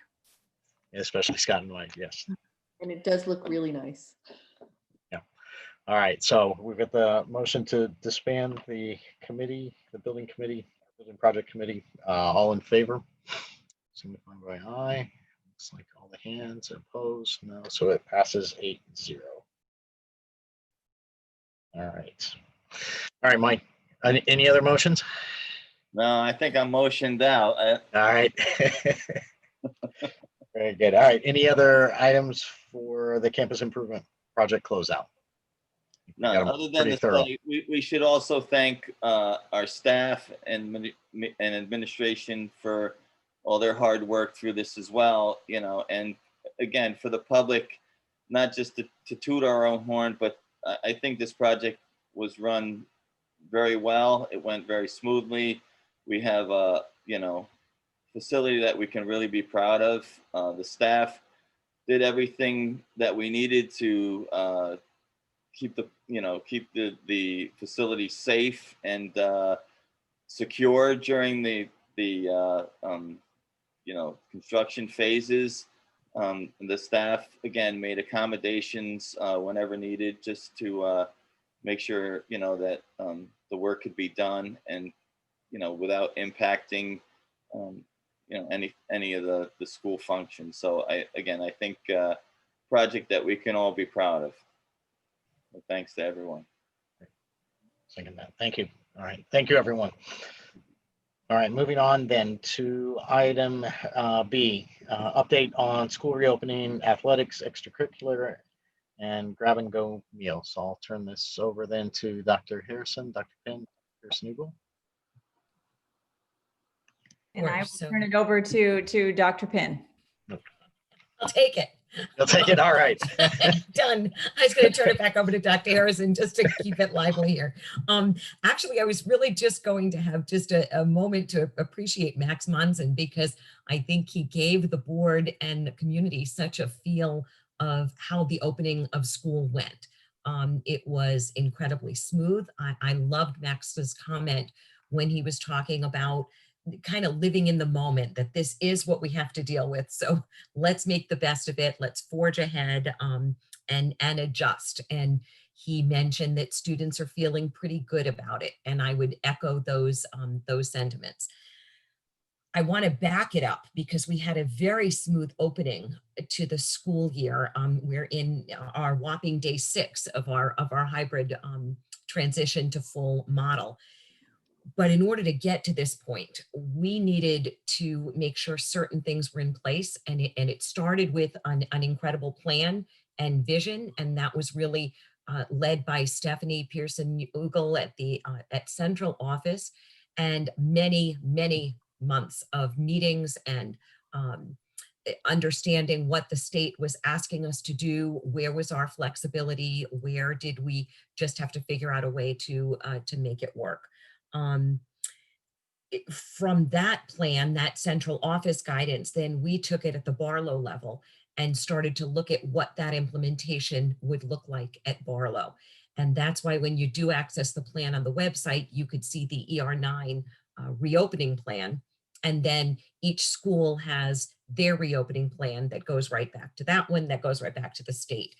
So it was a very organized way to tackle something that was incredibly complex in how do we reopen the schools. Once we had the plan in place, it was really for a big part of this turned over to Walter and his crew that did an incredible job. The buildings and grounds, the custodial crew above and beyond in meeting all of those needs. When we opened the school and I met with the staff in those first days, we talked a lot about Maslow's hierarchy of needs. So it's probably been a long time since most of us have been at high school. For me, it was just a few hours ago, right? But the Maslow's hierarchy talks about these basic needs that have to be met before you can ask students to, or anyone, to kind of go up to these other needs like knowledge and beauty and all of these things we aspire to. That at that basic level is safety and it's security. And that's really where we spent a lot of the time focused from measuring classrooms to make sure that when our plan says students are 3 to 6 feet apart, we know we can meet that goal. All of that work in the summer and leading up to the school year, I put us in a great place to open. Before we brought the students in, and this is really where gratitude comes to the state of Connecticut for recognizing the need, but especially to our board for agreeing to those beginning days, those professional development days that we had 3 extra days. So it was a total of 4 days before we brought students in, just for the staff to do some very important work. Again, they had to acclimate. They had to acclimate to those new hallways with a racing stripe down the middle. Many members of the Board of Ed and our health officials, our first responders, all walked through the building, and they gave tremendous feedback that then Walter was able to make the tweaks and make the adjustments. We were able to orient our staff to the physical layout of the building, what life was like wearing a mask all day. Again, a thanks to the Board of Education, because that mask policy language has really served us well and given us that scaffolding. You've got our back, and that's important as we are communicating safety needs to our staff, to our families. So the PD training involved a lot of work with Zoom because this was a platform that we did not get into last year. So all of our staff started with a Zoom account, and they, thanks to one of our peer practice coaches, Ed Smith, and Ed just absorbed Zoom and then translated all of those trainings into language that our teachers understood, videos that we've sent out to our parents and our students. Having that time for the teachers to work together, we were able to really capitalize on that. We've been using webcams. I know the board spent a lot of time in the summer talking about what cameras were we going to use to capture those live stream, because the cameras we have on our computers just aren't as clear an image, and the audio isn't wonderful. And so we, thanks to the work of Chris Angel and the tech team, we now have installed in almost every classroom these static web cameras that allow a teacher to set up a Zoom, project that image to a camera, and it gives about a 10-foot image in the front of the room. So students at home could see the board. Gotten some feedback from parents that could tell the difference in the audio sound when a student was in a classroom with one of those webcams versus a teacher who was kind of making do with just their camera on their laptop. We were able to allay a lot of fears for our adults that were coming into the building with 400 children, and 400 is half of our student population. So that time in the beginning was so important, very valuable.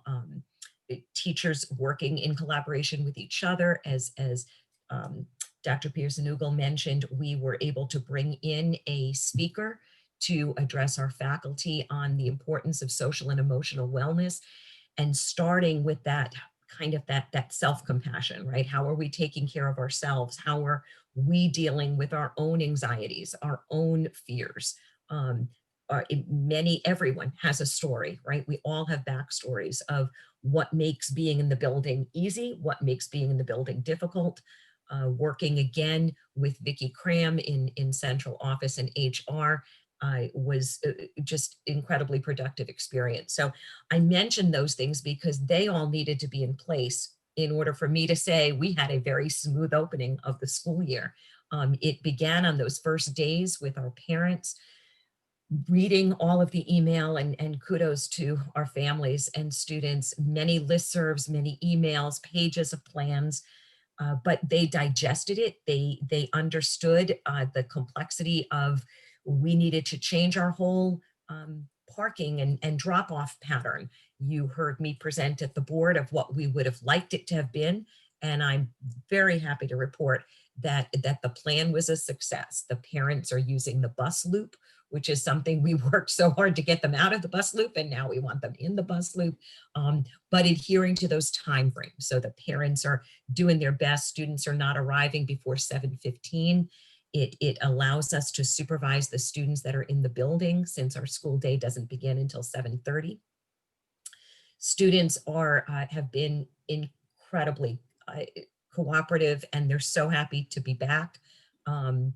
Following direction, I always masked. I'm so pleased with that. That was something that was on our radar of this plan to keep everyone safe is only going to work as well as the students take it seriously. And our student population has been incredible. They have even been enjoying lunch, and the board saw the lunch setup with everyone kind of sitting and facing the same direction, and they're making it work. So their enthusiasm, the parents' cooperation, even the bus company in making sure the buses are parking in the same location so that we're able to dismiss students safely.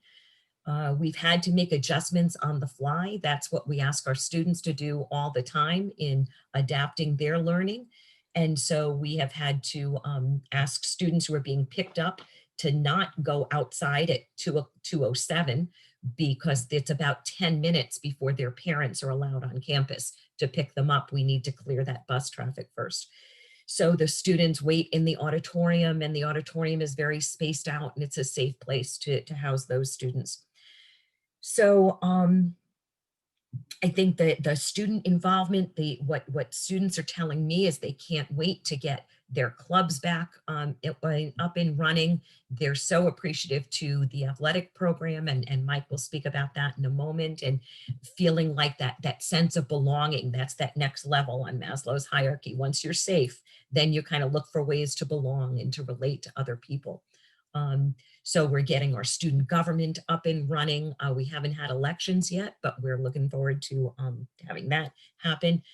Our senior leadership has been outstanding. They are collaborative, they're cooperative. I know Max is looking forward to sharing more details as he takes Dr. Harrison up on his offer to meet with students and get these focus groups and find out what can we do. We know that there's a lot that we can't do, but there are things we can do for our students. So they're excited about that. And we're taking the month of September to reestablish those relationships, to check in on the students that when we were in distance learning the first time, maybe they didn't do as well, or they were dealing with things at home that we weren't even aware of until they've come back to the school and spoken to their school counselors. And so just checking in and meeting those needs. It's meant we have to be flexible. Our attendance the first week was a little sketchy with the various codes. It doesn't help. The state changes things, and they're doing it in the best interest, but we think we're going one way and then you get another addendum. And so we need to adjust to that. So we're looking for much more accurate attendance records for our students. Assignments will start to come in and real grades. We've asked our teachers to hold off on very high stakes assessments until we're sure that the students are acclimated and we know they're in a good place and they're logging on from home. That system is working very well. So to recap that, we're asking students when they're not physically with us in class to log on to every period in the beginning of the period. And if they log in late, it's like a tardy as if you were coming to class late physically in the building.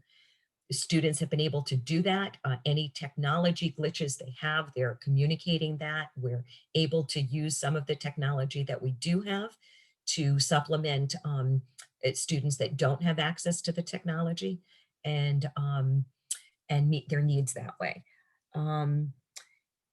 So I would say through that incredible collaborative efforts by all of those different groups of people, led by very strong leaders in our school and also at central office, I think that we have had a very positive opening to the school year. I mentioned earlier we had 2 parent coffees so far, and the feedback from our 9th grade parents has been very positive. Again, we get suggestions of what we can do, and we need those suggestions to come in because we need to see how school looks like from the lens of parents, from the lens of students. But overall, I am very impressed with the way our building has opened, the way Barlow and the Barlow community has risen to the challenge. And we're looking forward to whatever this new normal is, and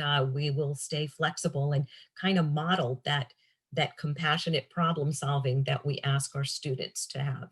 And I think that this is a wonderful opportunity for adults in our community to really lead that in how do we deal with all of the values we espouse, like dealing with ambiguity. How do you know how to problem solve and who to go when you have a question? So I'm very appreciative to work in such a community. And speaking of ambiguity and problem solving, we have our athletic program. And so I can turn it over to Mike, or if you want to ask questions specifically about the academic day, I'd be glad to do that either way. But we do want to get an opening from Mike as well. I'm assuming no questions. Okay. To really sum it up, I mean, Gina did a perfect job. Athletics falls in the same category that the academic day has fallen into. So real positive start with a lot of, questions still to be answered. We've been now in the athletic season for 8 of our programs for about 2.5 weeks now. And with that, the transition's been basically seamless. And all the credit has to go to, obviously, our athletes, to our families who have really made an effort to not only roll with the punches, but also get their kids to practice. Our attendance has been outstanding. On top of that, our coaches. So when they give people all of this different information and they limit what you can do, obviously for the first 2 weeks now we're into the 3rd week, coaches are only allowed to have 60 minutes of practice, 30 minutes of conditioning, 30 minutes of skill work, with cohorts of 10 that can't be changed for all 3 weeks.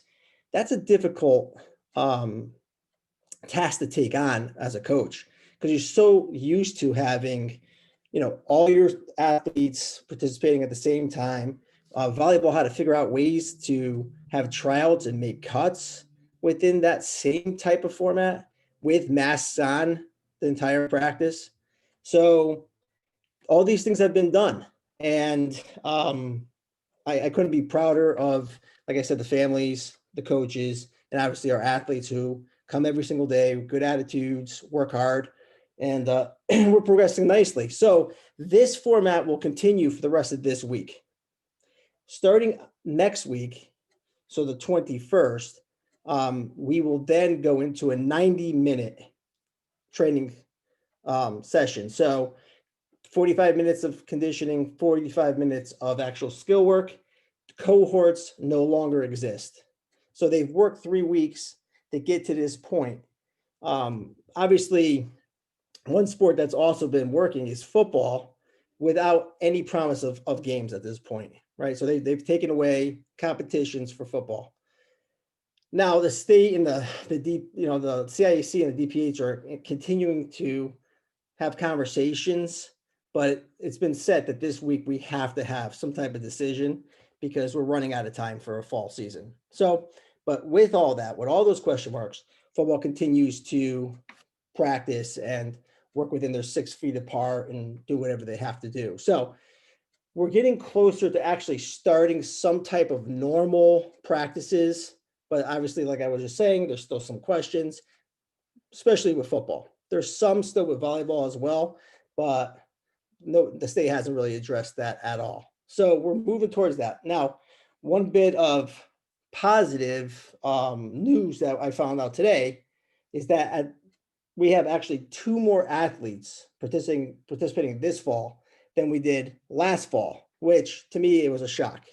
To have the whole COVID-19, pandemic that's going on currently, along with, decreased enrollment, to have all these students coming out for athletics has been so positive. So, it just goes to show you what kind of community we live in. I feel blessed to be here. I have to be honest. I know I said it all the time, and I'm completely biased because I grew up here. I never left. I'm one of those people.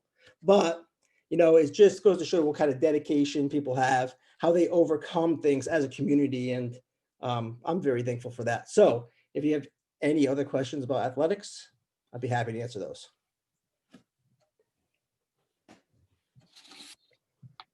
You also asked us to speak a little about our extracurricular program. So as you know, we have an activity period in the beginning of, or in the middle of our school day, and we have not run that program. So we haven't started extracurriculars in person in the middle of the school day. We are keeping advisory. Advisory is meeting every day. Our activities program, we're hoping by the end of the month to start to reintroduce maybe a more formal student activities program, extracurricular program. We'd like to start with student government because I think this is a great time to be in student government. There's a need for our student leadership. So I think we'd like to start there. That's not to say we're not having activities. We have a vibrant extracurricular program, but it's running right now all online. So there are students that are meeting with their advisors for all kinds of clubs and activities.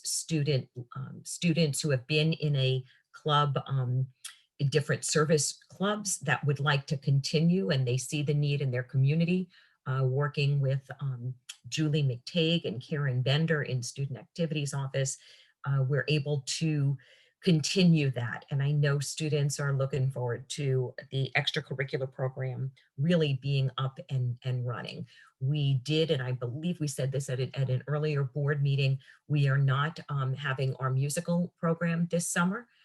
We've already met with some of our Tri-M, that's our Music Honor Society, our Tri-M students, and they're interested in looking at other ways that they can either have an online virtual coffee house. They did that during our last closing, or using having music and doing something under the tent that will be installed this week at Barlow, and other ways to kind of bring that life back into the class. It's the same work our Captain's Council is looking at, bringing that school spirit, that sense of belonging and pride in Barlow, is what's been missing. It's how the school has been a building and not really a school. And so we're moving closer to that school and unity. And the last part of this agenda item was on grab and go meals. And there was an email that came out today, I believe, from Dave Kennedy, talking about that program. And I don't know if Stephanie, I've got the email in front of me, I could summarize it, but did you want to talk about it because this does apply to all Easton, Reading, and Region 9? I think actually that Mr. Rice could probably describe it best. Perfect. Sure, I'd be happy to. The memo explains that we have been enabled through the auspices of the USDA nationally and of course, Connecticut State Department of Education as well, to resume the same type of program that we used last spring. And that is, it's a formal program. It's called the Seamless Summer Option. And we're obviously using it not during summer. But what that means is that there is no charge for any students or any family members of the students who are under age 18. That applies both to in-school distribution of food, as well as those who may be picking up for the days that they're not in school. Of course, we've been running that pickup program as well. So the change, and this was effective yesterday, is essentially we would not be charging student accounts for the meals. There is reimbursement that does come to us through the USDA program that offsets the cost of those meals. So that's the basic change that's just been announced and distributed today. And I believe it's just for the school meals, not the a la carte. The a la carte items would still get charged. These are just the reimbursable school meals. That's correct. And I should note as well that the USDA indicated that this program would be in effect through December 31st, so long as funds remain available. So if for whatever reason we're told that funds aren't available until December 31st, we would communicate that as well. And in the note that came out, there was some specifics on the website of how do students who are not in person learning pick up meals. And so there's an order form that students can place who are remote learning. And then since none of our students are in the building on Wednesdays, there's some protocol about the different cohorts and how they pick up their meals on Wednesdays when we're not in session. And then the public is directed to Dave Kennedy with any questions that people might have. And all of those meal pickups are going to be at Barlow, which is what we did in the spring. And so I imagine it will run the same way. Yep. So I believe that covers all of the items that you were asking in B, but we'd be happy to answer any questions, general or specific.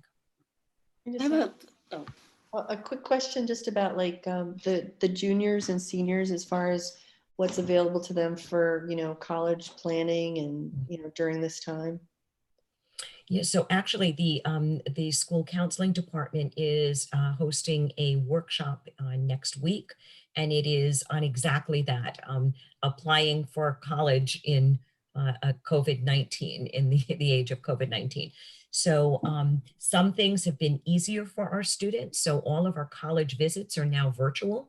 And that's easier because sometimes students couldn't make it to see that rep at that moment. But since this is now a virtual presentation, they can have that opportunity outside of school hours. We are concerned about extracurriculars and sports and all of those things that students would put on a resume. We know that many of our students relied on that March Connecticut SAT to add to their application. And of course, we didn't have that SAT. The state of Connecticut had offered students to take that SAT in any location, and then all of those locations closed one by one. So many of our now seniors, when they were juniors, were shut out of that opportunity. But on the 23rd, September 23rd, one of our Wednesdays, our seniors will have the opportunity to take that Connecticut SAT for no charge, and that will help in the application process. I know that our counselors have been telling students that they're in the same position as every other junior and senior across the state and across the country. So the academics are important, of course, and I know it's adding a layer of stress. The other piece that Paula Panos, the director of counseling, has spoken to before is the added stress of the class of 2020. So last year's graduates, many of them have deferred their college acceptance because they didn't want to start virtually. So they deferred it to this coming year, which then lessens the seats that might be available for college for the class of 2021. So it's on the minds of students. And we are starting early with students and families to kind of get them oriented to that process. Thank you. So I have a question with respect to the USDA program. So to the extent that students populated their accounts with funds that would just get rolled to subsequent meals, right, for next year, I guess, after presuming the 12/31 date comes and that grant's not renewed, right? Yep, exactly right. So those funds Okay. would remain in the student account until it's time to use them again. Thanks. Or the funds could be used for the students to buy the a la carte items if they didn't want to purchase the meal. Okay. Or get the meal for free. So I have a couple questions as well. So we said we're not doing the musical. But again, my hope is that we would articulate our intent. In other words, we're not doing the fall musical, which is what we traditionally do. Does that mean we're not doing the musical at all? Or is there a possibility in the spring that there'll be a musical? Or, and I think these are important to kind of articulate as soon as we can. It's most fair to those students who are seniors who might be looking forward to that role in their senior year that, is it still coming? Is there a possibility, or is it, not going to happen? I think that would be helpful to kind of, articulate that. Also, I would hope that we continue to strive to improve, to enhance our online learning capabilities.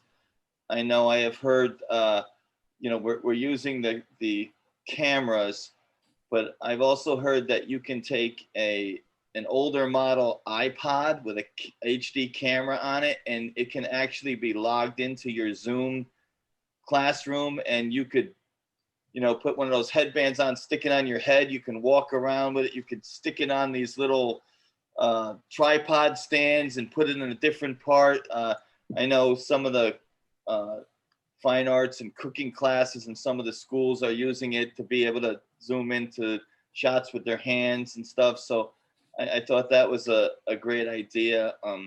I also heard making a student a co-host on the Zoom meeting is something that has great benefit as well. The student becomes more engaged. They can keep an eye on the waiting room and that kind of stuff as well. And it, it helps the teacher as well. So different things, different, techniques and models that we can look at just to keep improving. Again, I hope I'm wrong, but, if we do go into, an extended or a, full online model, looking just to be able to do that in the best way possible and give our students the best educational experience that we can. So, but thank you for the report. That was great. I have a question. Oh, sorry, go ahead. Oh, I was just going to respond. I know you mentioned a few things in here. So the musical, we wouldn't make a decision now about the spring one way or another. It would be obviously if we can get them singing and get them on stage, even if it's not a musical, we're very committed to the program. We do have to be careful about confidentiality when we're scanning and having students videotape. We want to be sure that our students are adhering to board policy if they're walking around with iPods on their heads, or they're doing in the teachers. And so I think that there's a lot of technology out there that we will continue to experiment with. We were very pleased to get that baseline technology where every teacher is on the same platform. That was something that came through loud and clear from our parent surveys. And we have been, the only comment I wanted to make about the student co-hosting is we're being very, very careful about what you're probably reading about in other systems, which is the Zoom bombing. Students that are coming in that shouldn't be there, or people that get a code and can try to join a meeting.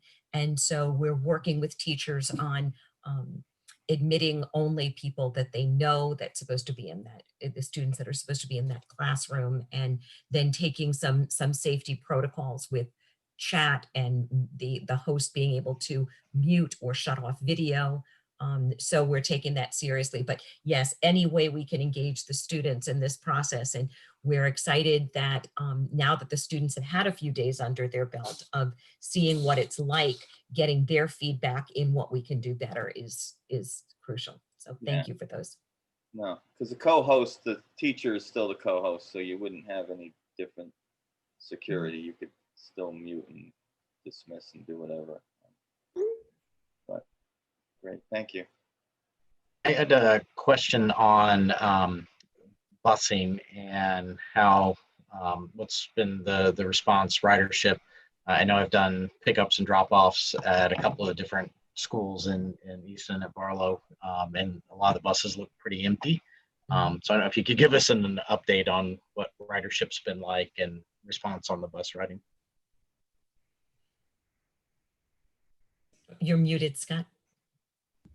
I don't really have any aggregate statistics, but we certainly know that, first of all, on any given bus run, only half the cohort would be on it. So we're already starting with 50% of maximum capacity. On top of that, we also know there's a very high percentage of people who are opting out. The parent drop-off lines, I know at all of the schools, certainly in the early days, were quite long. So there's a very significant proportion of families who are choosing to drive rather than to take the transportation. That said, we've had a very large, certainly large by normal standards, push of those families choosing now to opt back in to transportation. So interestingly, our first student staff was challenged, and this is why we've asked for a longer lead time to be able to process requests for opt-in and opt-out, because we did anticipate a level of volatility in the requests. I think that certainly as people see how it works and how it's begun to settle in, they may have a different thought on how they would choose to transport. And that could change again as other conditions perhaps change as well. So we're sort of expecting that opt-in, opt-out process to continue. We had at least something on the order of about 30 requests in the last couple of days to opt back in. I mean, that would be a high number for a year previously. So within a couple of days, it's quite a challenge to keep up with. But that hopefully that gives you a little insight into how things are going.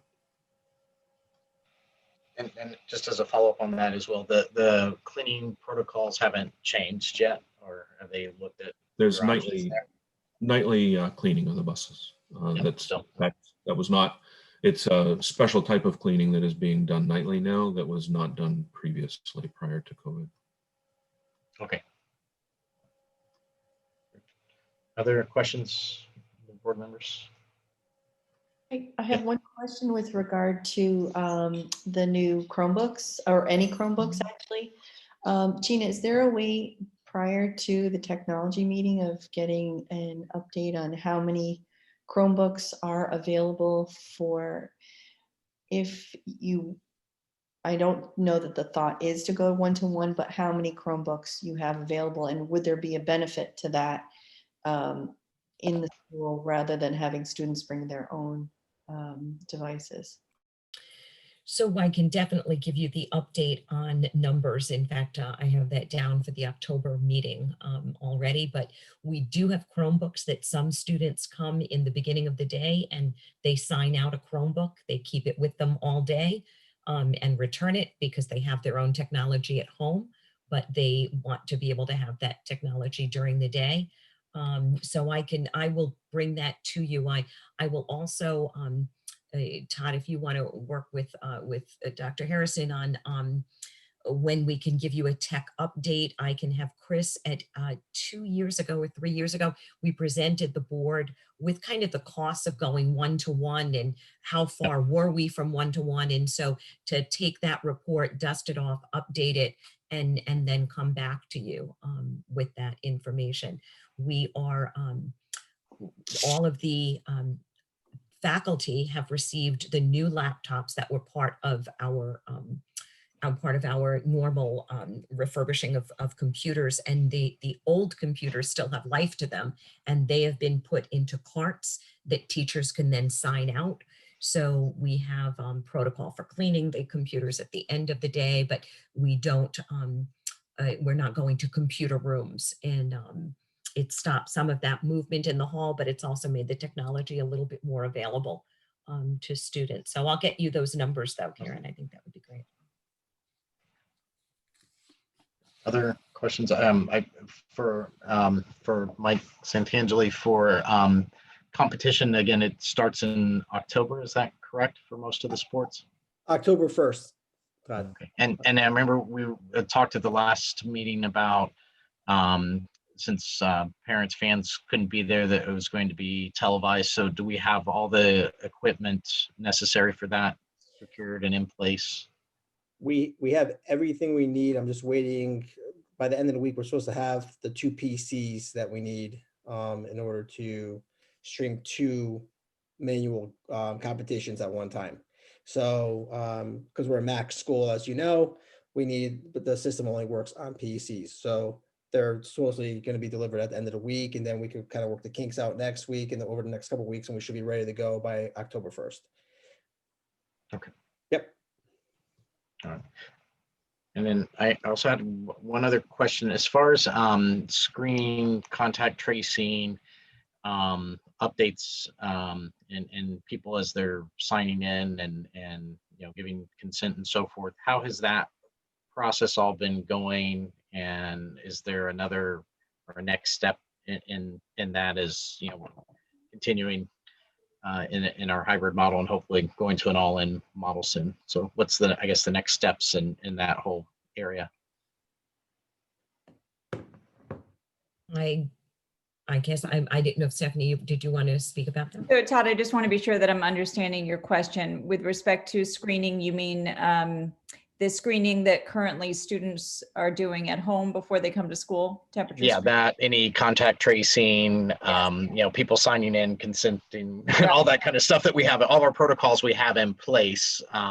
Is there a further evolution of that? And what we should So expect? there's no plan to change the at-home screening that's done by staff members and by families at this point as we move forward to being fully in.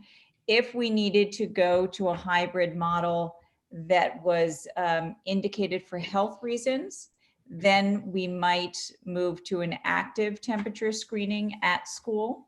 But that, that we're not there yet. In terms of the sign-in, that is still absolutely in place for any visitor who is considered essential, who must come into the buildings. And as you know, we're really restricting visitors this year. So there are very few outside people coming into our buildings.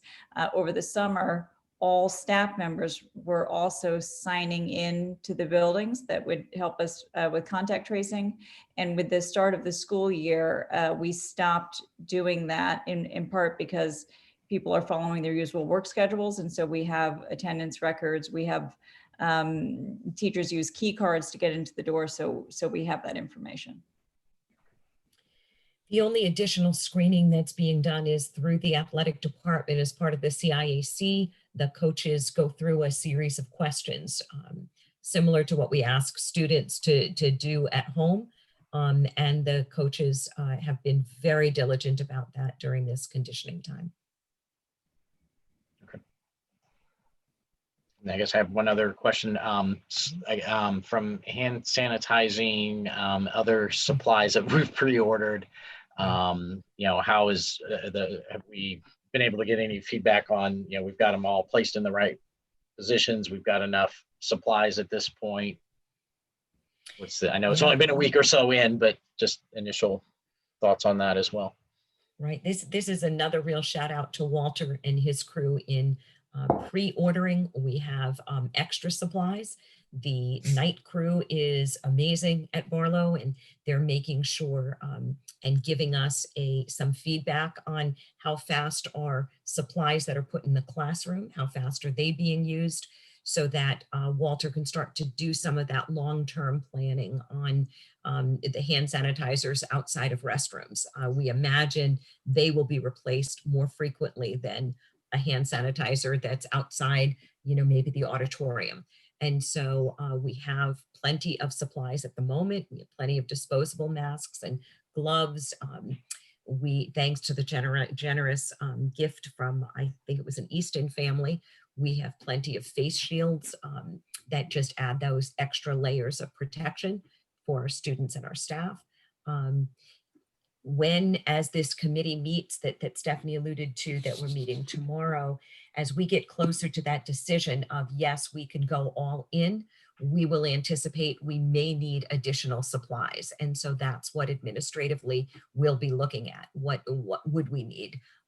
Do we need more desk barriers? Do we need, and the board knows, as you toured the school, we were fine in our hybrid, but then if you have to put students at every computer station, we may need additional PPE or some kind of plastic barrier. So we'll be pulling all of that together, and we'll have a better idea when we know what our next steps will be in October, which we all hope is all in. All right, board members, any other questions? All right. Okay. All right. Well, thank you everyone for reporting, and it sounds all positive. Everything's going really well. Touch wood here. So hopefully it'll continue going in that direction. With that, then let's move to the next item, C, Barlow Diversity Consultant Update. So I'll ask Dr. Pearson for the update on that. Thank you. So I shared at the beginning of the meeting, talked a little bit about my entry plan. One of the first meetings that I had when I started in the district was with Dr. Pearson Ugal to discuss the next steps regarding our district's focus on diversity, equity, and inclusion. In one of those first meetings on the first or second day, it was a whirlwind. I can't remember when it was, but we discussed possible consultants. And one of the things that I asked for was some additional time so that I could meet with members of the DEI task force. I had an opportunity to meet with Cheryl, the curriculum committee chair, and I got a better handle on all of the work that had already been done in this area, which helped me to kind of clarify what made sense as far as looking at some of the possible consultants. I also wanted some time to start working on a framework that would hold all of this work together, not just in with the work being done at Barlow with Region 9, but really across all 3 districts. And so in my experience leading diversity and equity work at the district level, and then also my experience as a equity consultant working with other districts, I found that the most successful initiatives are those that are tied to or grounded in some larger framework that can be used to be translated into a bigger strategic plan. So I wanted to talk about the equity consultant in the as part of this larger conversation. If you'll bear with me, I'd like to share my screen. Todd, can you give me permission to share? Okay, you should have it.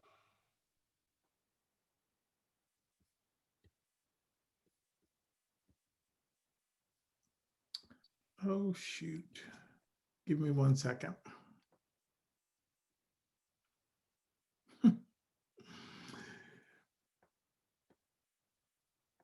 So I have to, Zoom is not letting me share my screen unless I log out and then log back in. So can you give me 1 second? I Sure. apologize.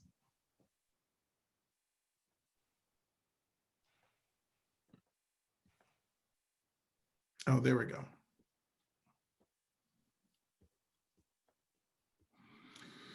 So what I did, as I mentioned, wanted to work a little bit on pulling together a framework. I took this framework or part of this from the work of Kevin Kumashiro, who's doing equity and inclusion kind of with at the university level. And this, looking at this framework through these 4 categories is really useful for us, I think, as a district, because it allows us to talk about 4 areas with governance and finance, teaching and learning, faculty and staff, and then really looking at the partners and connecting with the community. Those are really 4 areas that when I looked at the work of the task force, it just seemed to be really nice alignment. And so then with that, the next step is pulling from some a framework from the Education Development Center, so that we would have this piece in here where we're looking at this 3-phase model that would really guide the next steps of our work. So getting into review the assets and challenges that we have for each of these 4 areas, developing a theory of action, and then developing and implementing a plan for next steps. My goal is to look at ways that this work could tie into a larger strategic plan. But that's really kind of where I want to end up at the end of these 90 days. And I have to keep reminding myself, I'm only on week 3. So I'm trying to go slow to go fast. But with that, what I did was I took the areas of the, from the DEI task force, kind of those focus areas, and laid them against these 4 buckets. And so that task force was really focused on policies, enrollment, curriculum and student engagement, professional learning, hiring practices, programming, and community engagement. And so I felt like that was a really nice way to tie those 4 areas together and then align it with the district work. So that being said, all of that background then brings me to this focus on what we're doing at Barlow, particularly with the with the monies that the board has set aside to focus on these areas. So we really are zeroing in two areas. So teaching and learning, looking at curriculum, and faculty and staff looking at professional development. I want to start on the curriculum side first. So board members, just as a reminder, this summer we were lucky to have Angela Starren and Aaron Pinsky working on some curriculum development focused on humanities. And so that was a huge piece to jumpstart that work. I've been really, really impressed as I'm coming in, getting to know our staff and see the work that they've done, that they're having some really deep and meaningful conversations, particularly in the area of humanities, just around ways to dig into this equity work and build on what's already being done in our schools. The next level of work in that area is to work with two consultants from the Connecticut Center for School Change, Kerry Lord and Isabel Stevens, on some additional curriculum development aligned to this this equity work. That curriculum development, and I know Dr. Pearson Ugal has presented on this in the past, but it's really not just about kind of buying something off the shelf, but really working with the curriculum that we have, assessing where we are, looking at gaps and filling in some of those gaps, and then looking at ways to build out and chart a path forward with our curriculum development. On the professional learning side, there's also the piece of really focusing on building capacity with our staff. So the first, and you saw this in your report for tonight, there's a focus on implicit biases. What are they? Do they matter? And that's actually a presentation that's being done tomorrow by Dr. Barrett, who's the professor and chair of the Department of Psychology at Western Connecticut State University. And he'll be doing that with the staff at Barlow in 2 sessions tomorrow, but then also coming back and doing those sessions with students in their advisory groups. And that really is going to lay the foundation for us to build on that. I had an opportunity to preview his presentation with Dr. Penn and Dr. Pearson Ugal earlier this week, and it's really, really good information.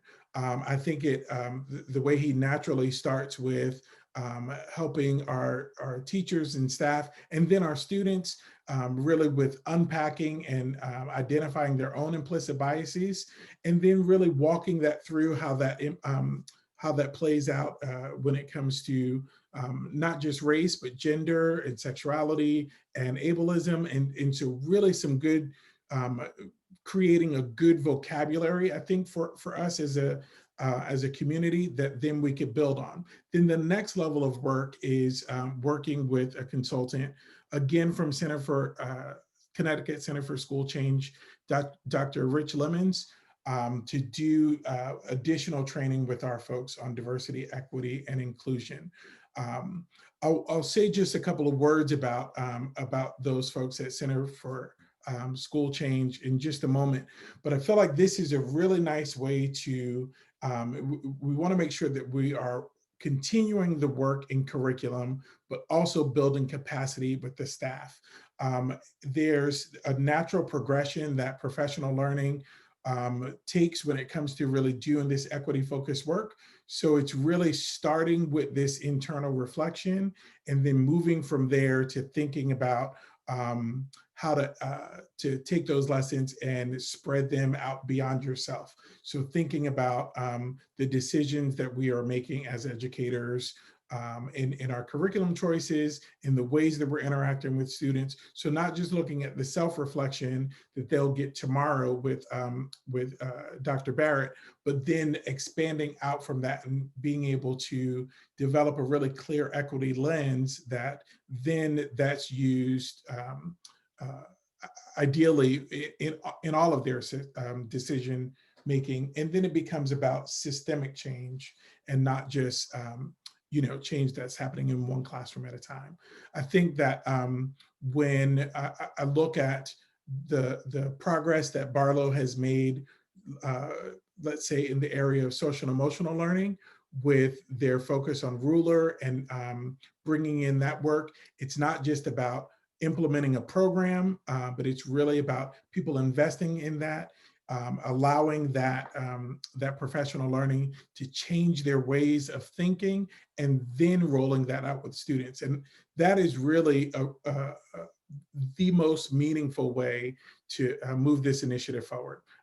And really investing in the professional learning. I think with the staff, I think that's going to be a really impactful way to move us along the continuum. So why Connecticut Center for School Change? I looked at a lot of the consultants that were out there, and Dr. McMorran did a really nice job kind of pulling together a list of a really deep list of possible consultants that he had made contact with. He left that all in a file for me that was with all of the notes from his meetings and information from the students who came and presented. He had all kinds of sticky notes laid out, which is just kind of giving me a picture of his personality, but it was really nicely done. What made me really zero into the Connecticut Center for School Change is that this is a group of people that I have worked with, and I've seen the product of their work. So the Connecticut Center for School Change also works with superintendents and does a lot of superintendent training. I'm a part of their superintendent network, and it just so happens that this year I'm on the planning committee for developing the programming for my superintendent colleagues.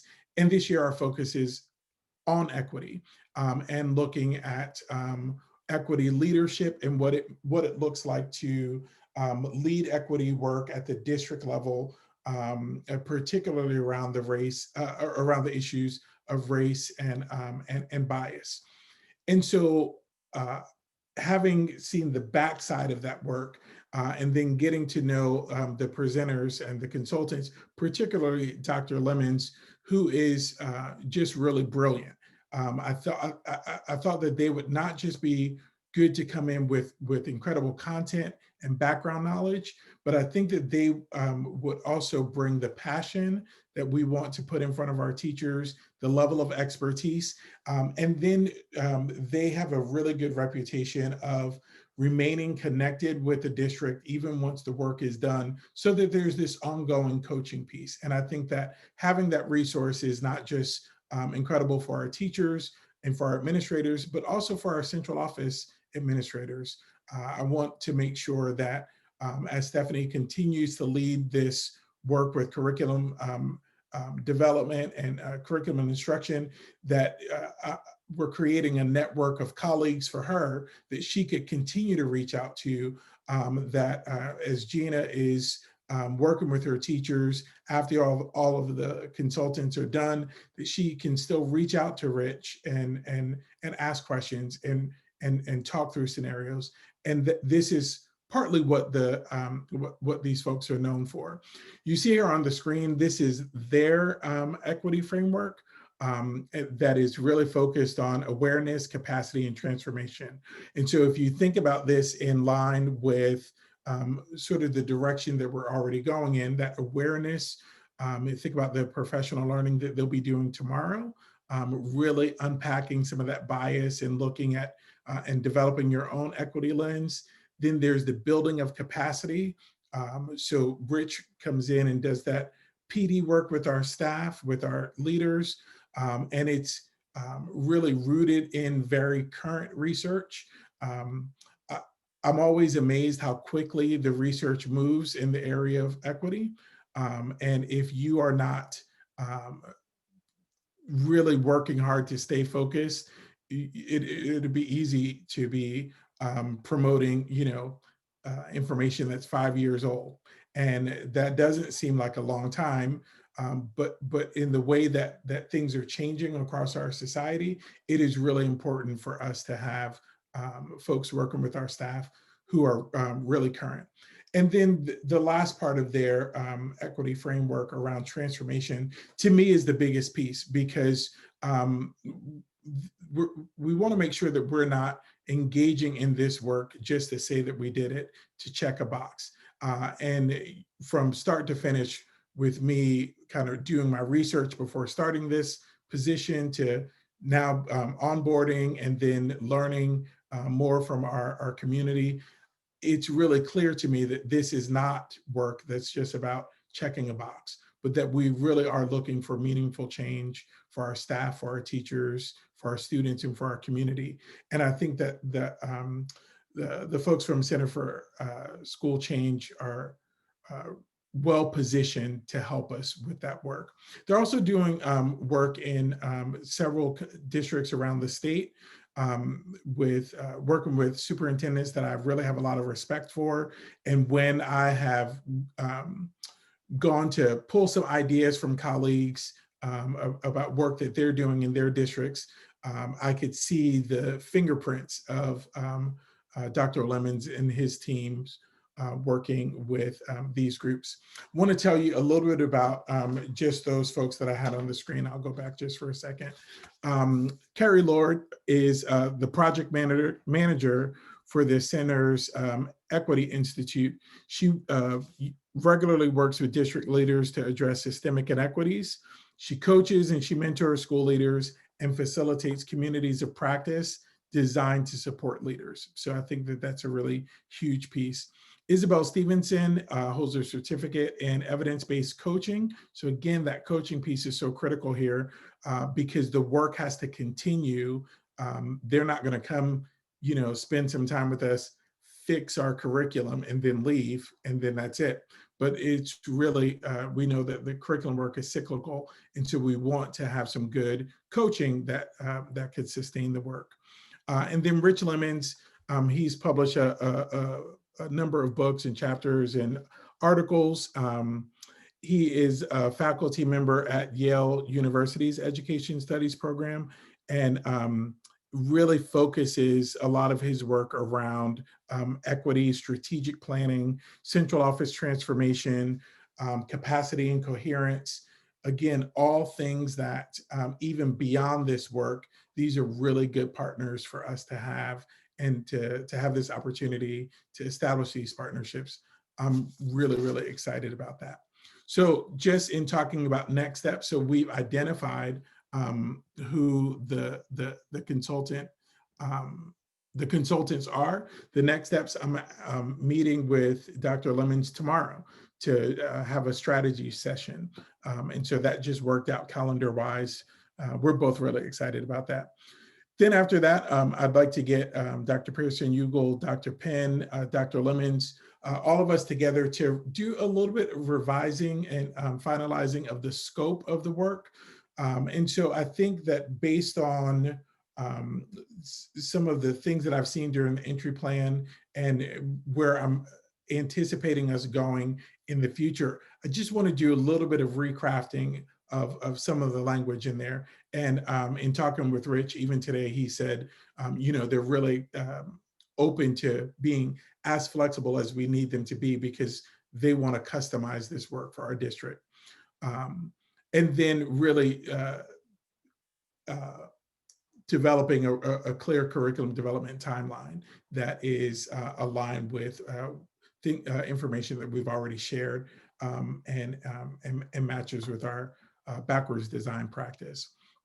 And then the last step would be to schedule those on-site visits for the consultants to be either with us virtually or in person to lead the professional learning, to build that background knowledge. And so I'm really excited about that. I think that this is right up their alley, and they are looking forward to partnering with us. So with that, I will unshare my screen and take any questions that board members may have. We'll open it up to board members. I have a couple of questions, but board members, if you have any. Yeah, I have a few with respect to just, no, I like the approach and thank you for stepping us through. I had questions with every slide that you had and they were immediately answered by the following slide.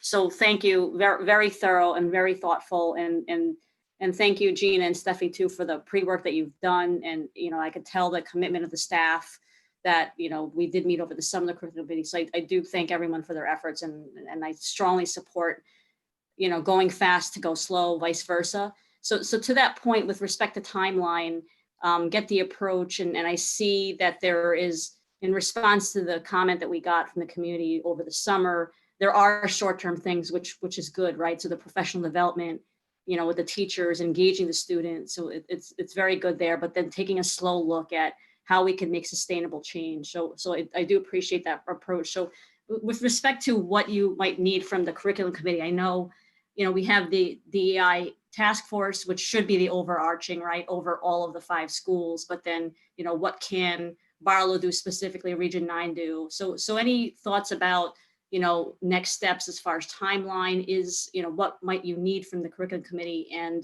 I think our next meeting is on November 13th. Is that, any sense on how you want us to guide what the administration is doing? I'm gonna let Stephanie weigh in on this as well, but Cheryl, when you were talking earlier, you talked about the curriculum committee really guiding the budget work rather than the budget driving the curriculum. So I think that that's going to be a really key piece for us as we're kind of looking forward and looking at this long-term work, to really get a sense of where we are curriculum-wise and where we want to be, and make sure that we're aligning those resources. So I feel like there'll be some natural discussions that will come out of that, that will make sense to be a part of that November meeting. And Stephanie, want you to weigh in as well. Yeah, I agree with everything that you said. I think that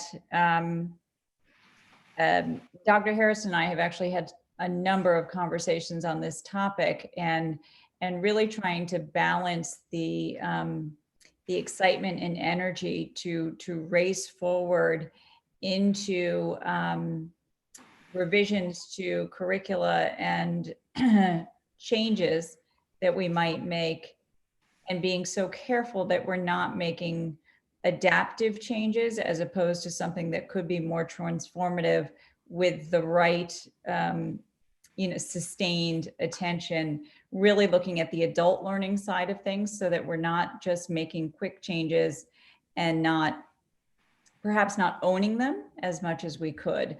And so for that reason, really carefully considering all of the, and I'm going to call them pillars that Dr. Harrison laid out, so that the community piece of this is well intact, that we're considering the staff members, we're considering the curriculum, and that all of those things come together. And so that sort of bigger picture helps to frame our work as we craft budgets, as we consider our hiring practices. It's a much larger picture. So I think with that in mind, it is looking at what we can do right away, but then also being careful to not move so quickly that the changes are made in haste. I guess just more of a mechanical question with respect to the funds that Region 9 did approve. How much of that is it still allotted to the consultant that we chose, or is there still a plan for the rest of the remainder of the funds that weren't spent? Well, the money is being held by at advance, so we can now move forward as we develop a contract with the Connecticut Center for School Change as one vendor to have at advance basically do that work for us. With the I mean, there's over $40,000 that remains of the 45,000. I don't think that the teachers used the full $5,000 in the summer. I'd have to go back and look how many hours they put in.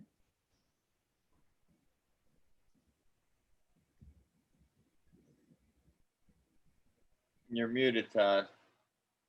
Go ahead, Mike. Sorry, I unmuted. Okay, so thank you. So thank you, Dr. Harrison. I appreciate your very thorough presentation. So I'm still somewhat uncertain. we allocated $45,000 under the advice of the former superintendent, based on the fact that the administration was stretched so thin that it was unable to be able to carry through this important work in a way that would be meaningful. And so it was, you know, we were so stretched that we felt that it was an important issue, a priority of this board. And so we approved the allocation of $45,000 to bring in a consultant that would have the ability to spearhead this effort again in a meaningful way. And it was also my understanding that the task force was again, a separate entity which would run on a separate rail. We would both run concurrently. We were going to try and make certain changes and improvements at Barlow through the curriculum committee and through, you know, the guidance of the consultant, as that is funded by Region 9. And the task force was more of a community, overall school district kind of initiative, again, that included the community members. It wasn't just solely the schools. It was you know, more of a again, a more inclusive approach to the diversity issue. So I'm somewhat again uncertain as to, now it seems we took 45,000, we gave 5,000 to do curriculum work in the summer, which I don't know how that happened. And then now we're, again, it seems like Dr. Harrison is going to spearhead and lead this effort, which I think is an absolute phenomenal option. But I question, do you have the time and available to be able to donate, that, you know, contribute all this time towards this effort? And then again, that we're farming it out into smaller consultants, which seems like this is more a long-term project, which again could be very necessary as part of our curriculum. But I know you mentioned that curriculum should drive the budget, but I think the $45,000 that was put in for this effort it's pretty darn close to what we get for curriculum overall. No, it's not that amount. You know, we give more, but I'm just saying, I don't know that, you know, that money would be in the budget again next year, unless that's the guidance that we're getting, is that every year it's 45,000 to be able to, again, adapt in a way that is meaningful moving forward. And again, if that's the case, then it's, you know, doing the math, is it $135,000 for the 3 districts, or are the consultants being funded through Region 9 also going to develop a plan for K-8? So I'm just a little uncertain as to exactly what the path is that we're going, you know, that we're heading on. Obviously, I appreciate all the work and your leadership on this issue. I just I'd like to better understand, you know, what the overall plan is, you know. So I could try and answer that for you. So to be clear, what I understand as the role of the superintendent is that it's the superintendent's job to lead long-term work, to lead strategic planning work. I would not put that in the hands of consultants. So consultants fill in the gaps, and the superintendent and my team, we create the plan. And so that's exactly what's happening here. The part of the reason, so as I mentioned, these folks are really, really good. They're smart, they're comprehensive. They're also really expensive. So we don't have to worry about whether or not we're going to spend the whole remainder of the $45,000. The initial proposal that was sent, it uses up the majority of that money. That's part of the next level of conversation that I'll be having with Dr. Lemons tomorrow, is to just say, look, you know, let's negotiate a little bit on the money, because I want to be able to stretch it as far as we can. But that money will be used in this year, and it's really important to note that that it will be used for the work that's happening at Barlow. I think that it's in the way that I'm looking at this through the lens of the task force, and this focus on diversity, equity, and inclusion spanning across all 3 districts. I think that the focused work that we're doing at Barlow, that I just mentioned, as far as the areas that we want the consultants to work with us on, they are very, those areas are very specific and unique to high school classrooms, high school teachers, high school leaders, high school students. There will be other work that's happening in the other districts that aligns with this overarching focus, which is what we want, because we want there to be a cohesive continuum of learning as students move from K through 12. That said, the investment that the board has already made in these efforts, I mean, you'll see the fruits of that investment in the impact in learning from our teachers, and then the curriculum work that we see as a result. But Mike, to that point, I mean, I think that I think you're right that our plates are very full, as far as you know. I'm not going to sit down with a group of teachers and say, like, all right, let's roll up our sleeves, let's do some curriculum development. I don't have time on my plate for that. But the big picture thinking and the framing of the work and the leading of the work, it is imperative that that's owned by the superintendent, because that's how the lasting change is made.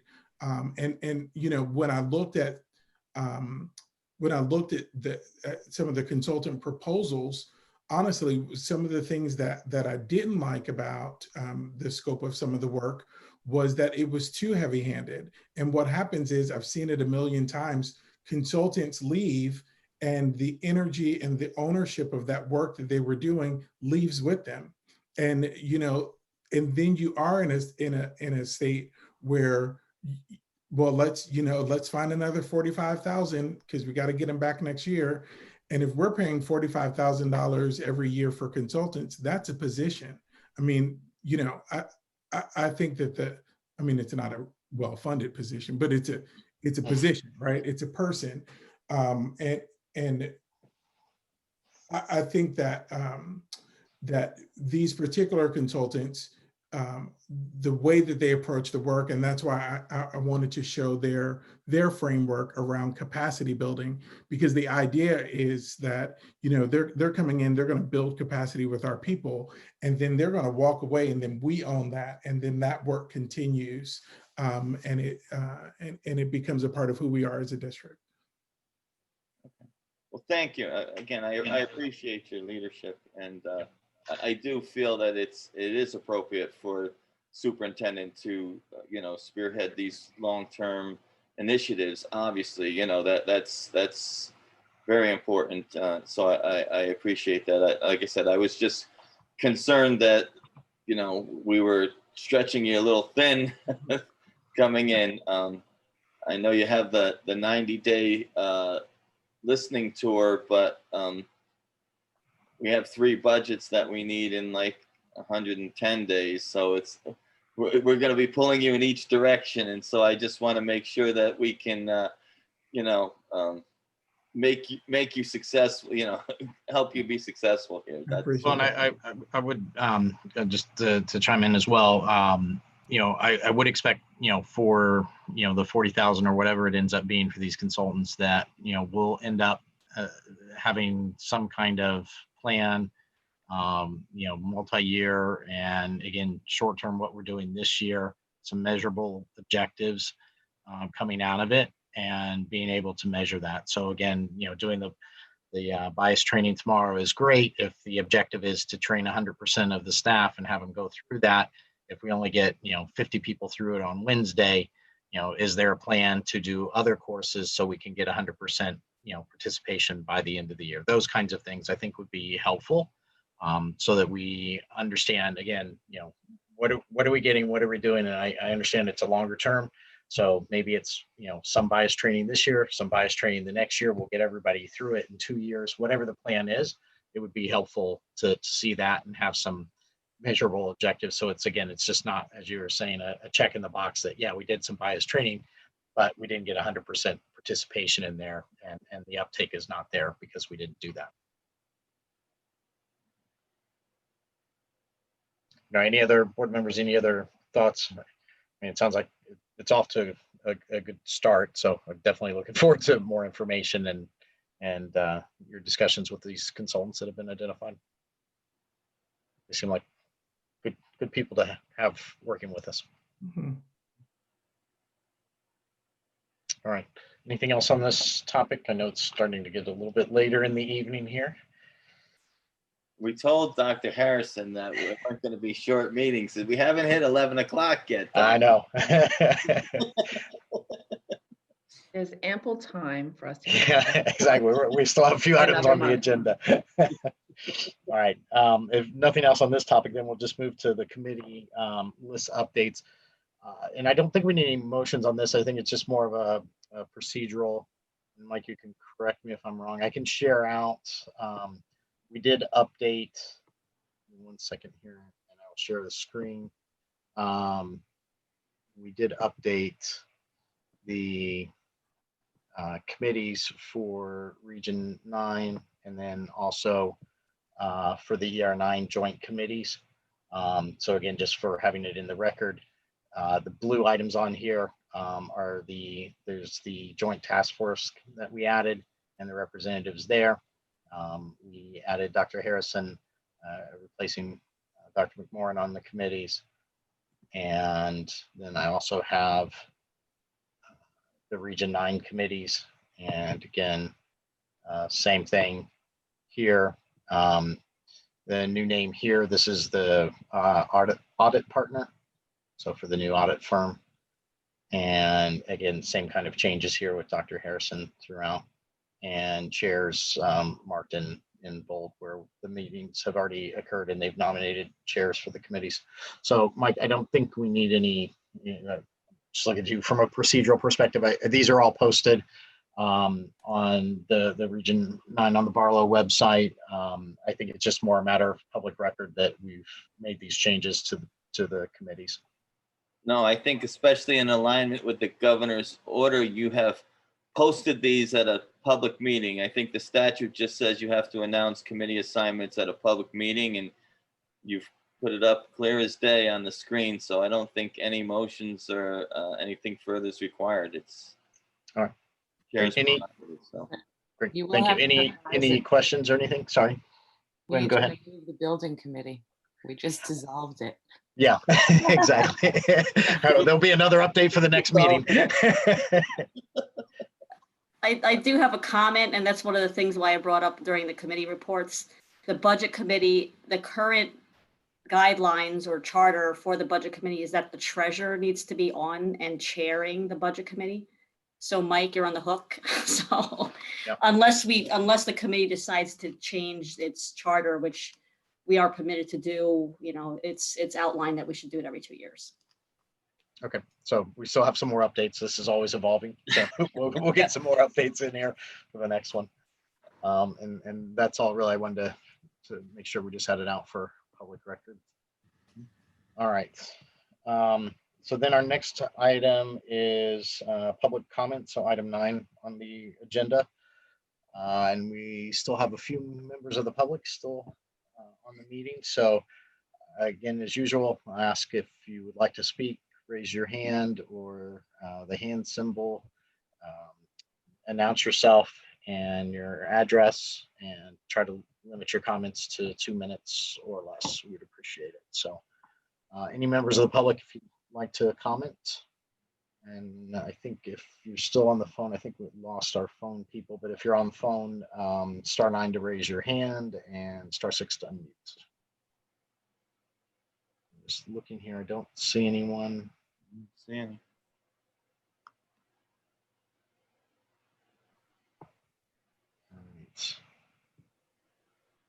All right, then with no public comment, then we'll move on to item 10, board member comment. Any members from the board? Any final comments? I could start to read Green Eggs and Ham to get to 11 o'clock, but Every board member shaking their head. No, no. Never No no filibuster. filibuster rule. I was just gonna say that. All right. Okay, so no board member comment, then I will move on to item 11, adjournment, and would look for a motion to adjourn. Motion to adjourn. All right, Karen, do I have a second? Second. Second, Gwen. All right, all in favor? Aye. All right, looks like 8-0, it passes. We are adjourned at 10:36 p.m. I think a new record. Thank That you, is a Dr. record. Harrison. September anyway. Streak is still alive before 11 o'clock. Ending out the meeting. So. We have to beat that record next meeting. Don't jinx it. No. Todd. Yeah, so it should be going the other direction, right? Honestly, this is a record on the downside. Very early. Very All right. All right. Thank you, everyone. Thank you and good night. Good night. night.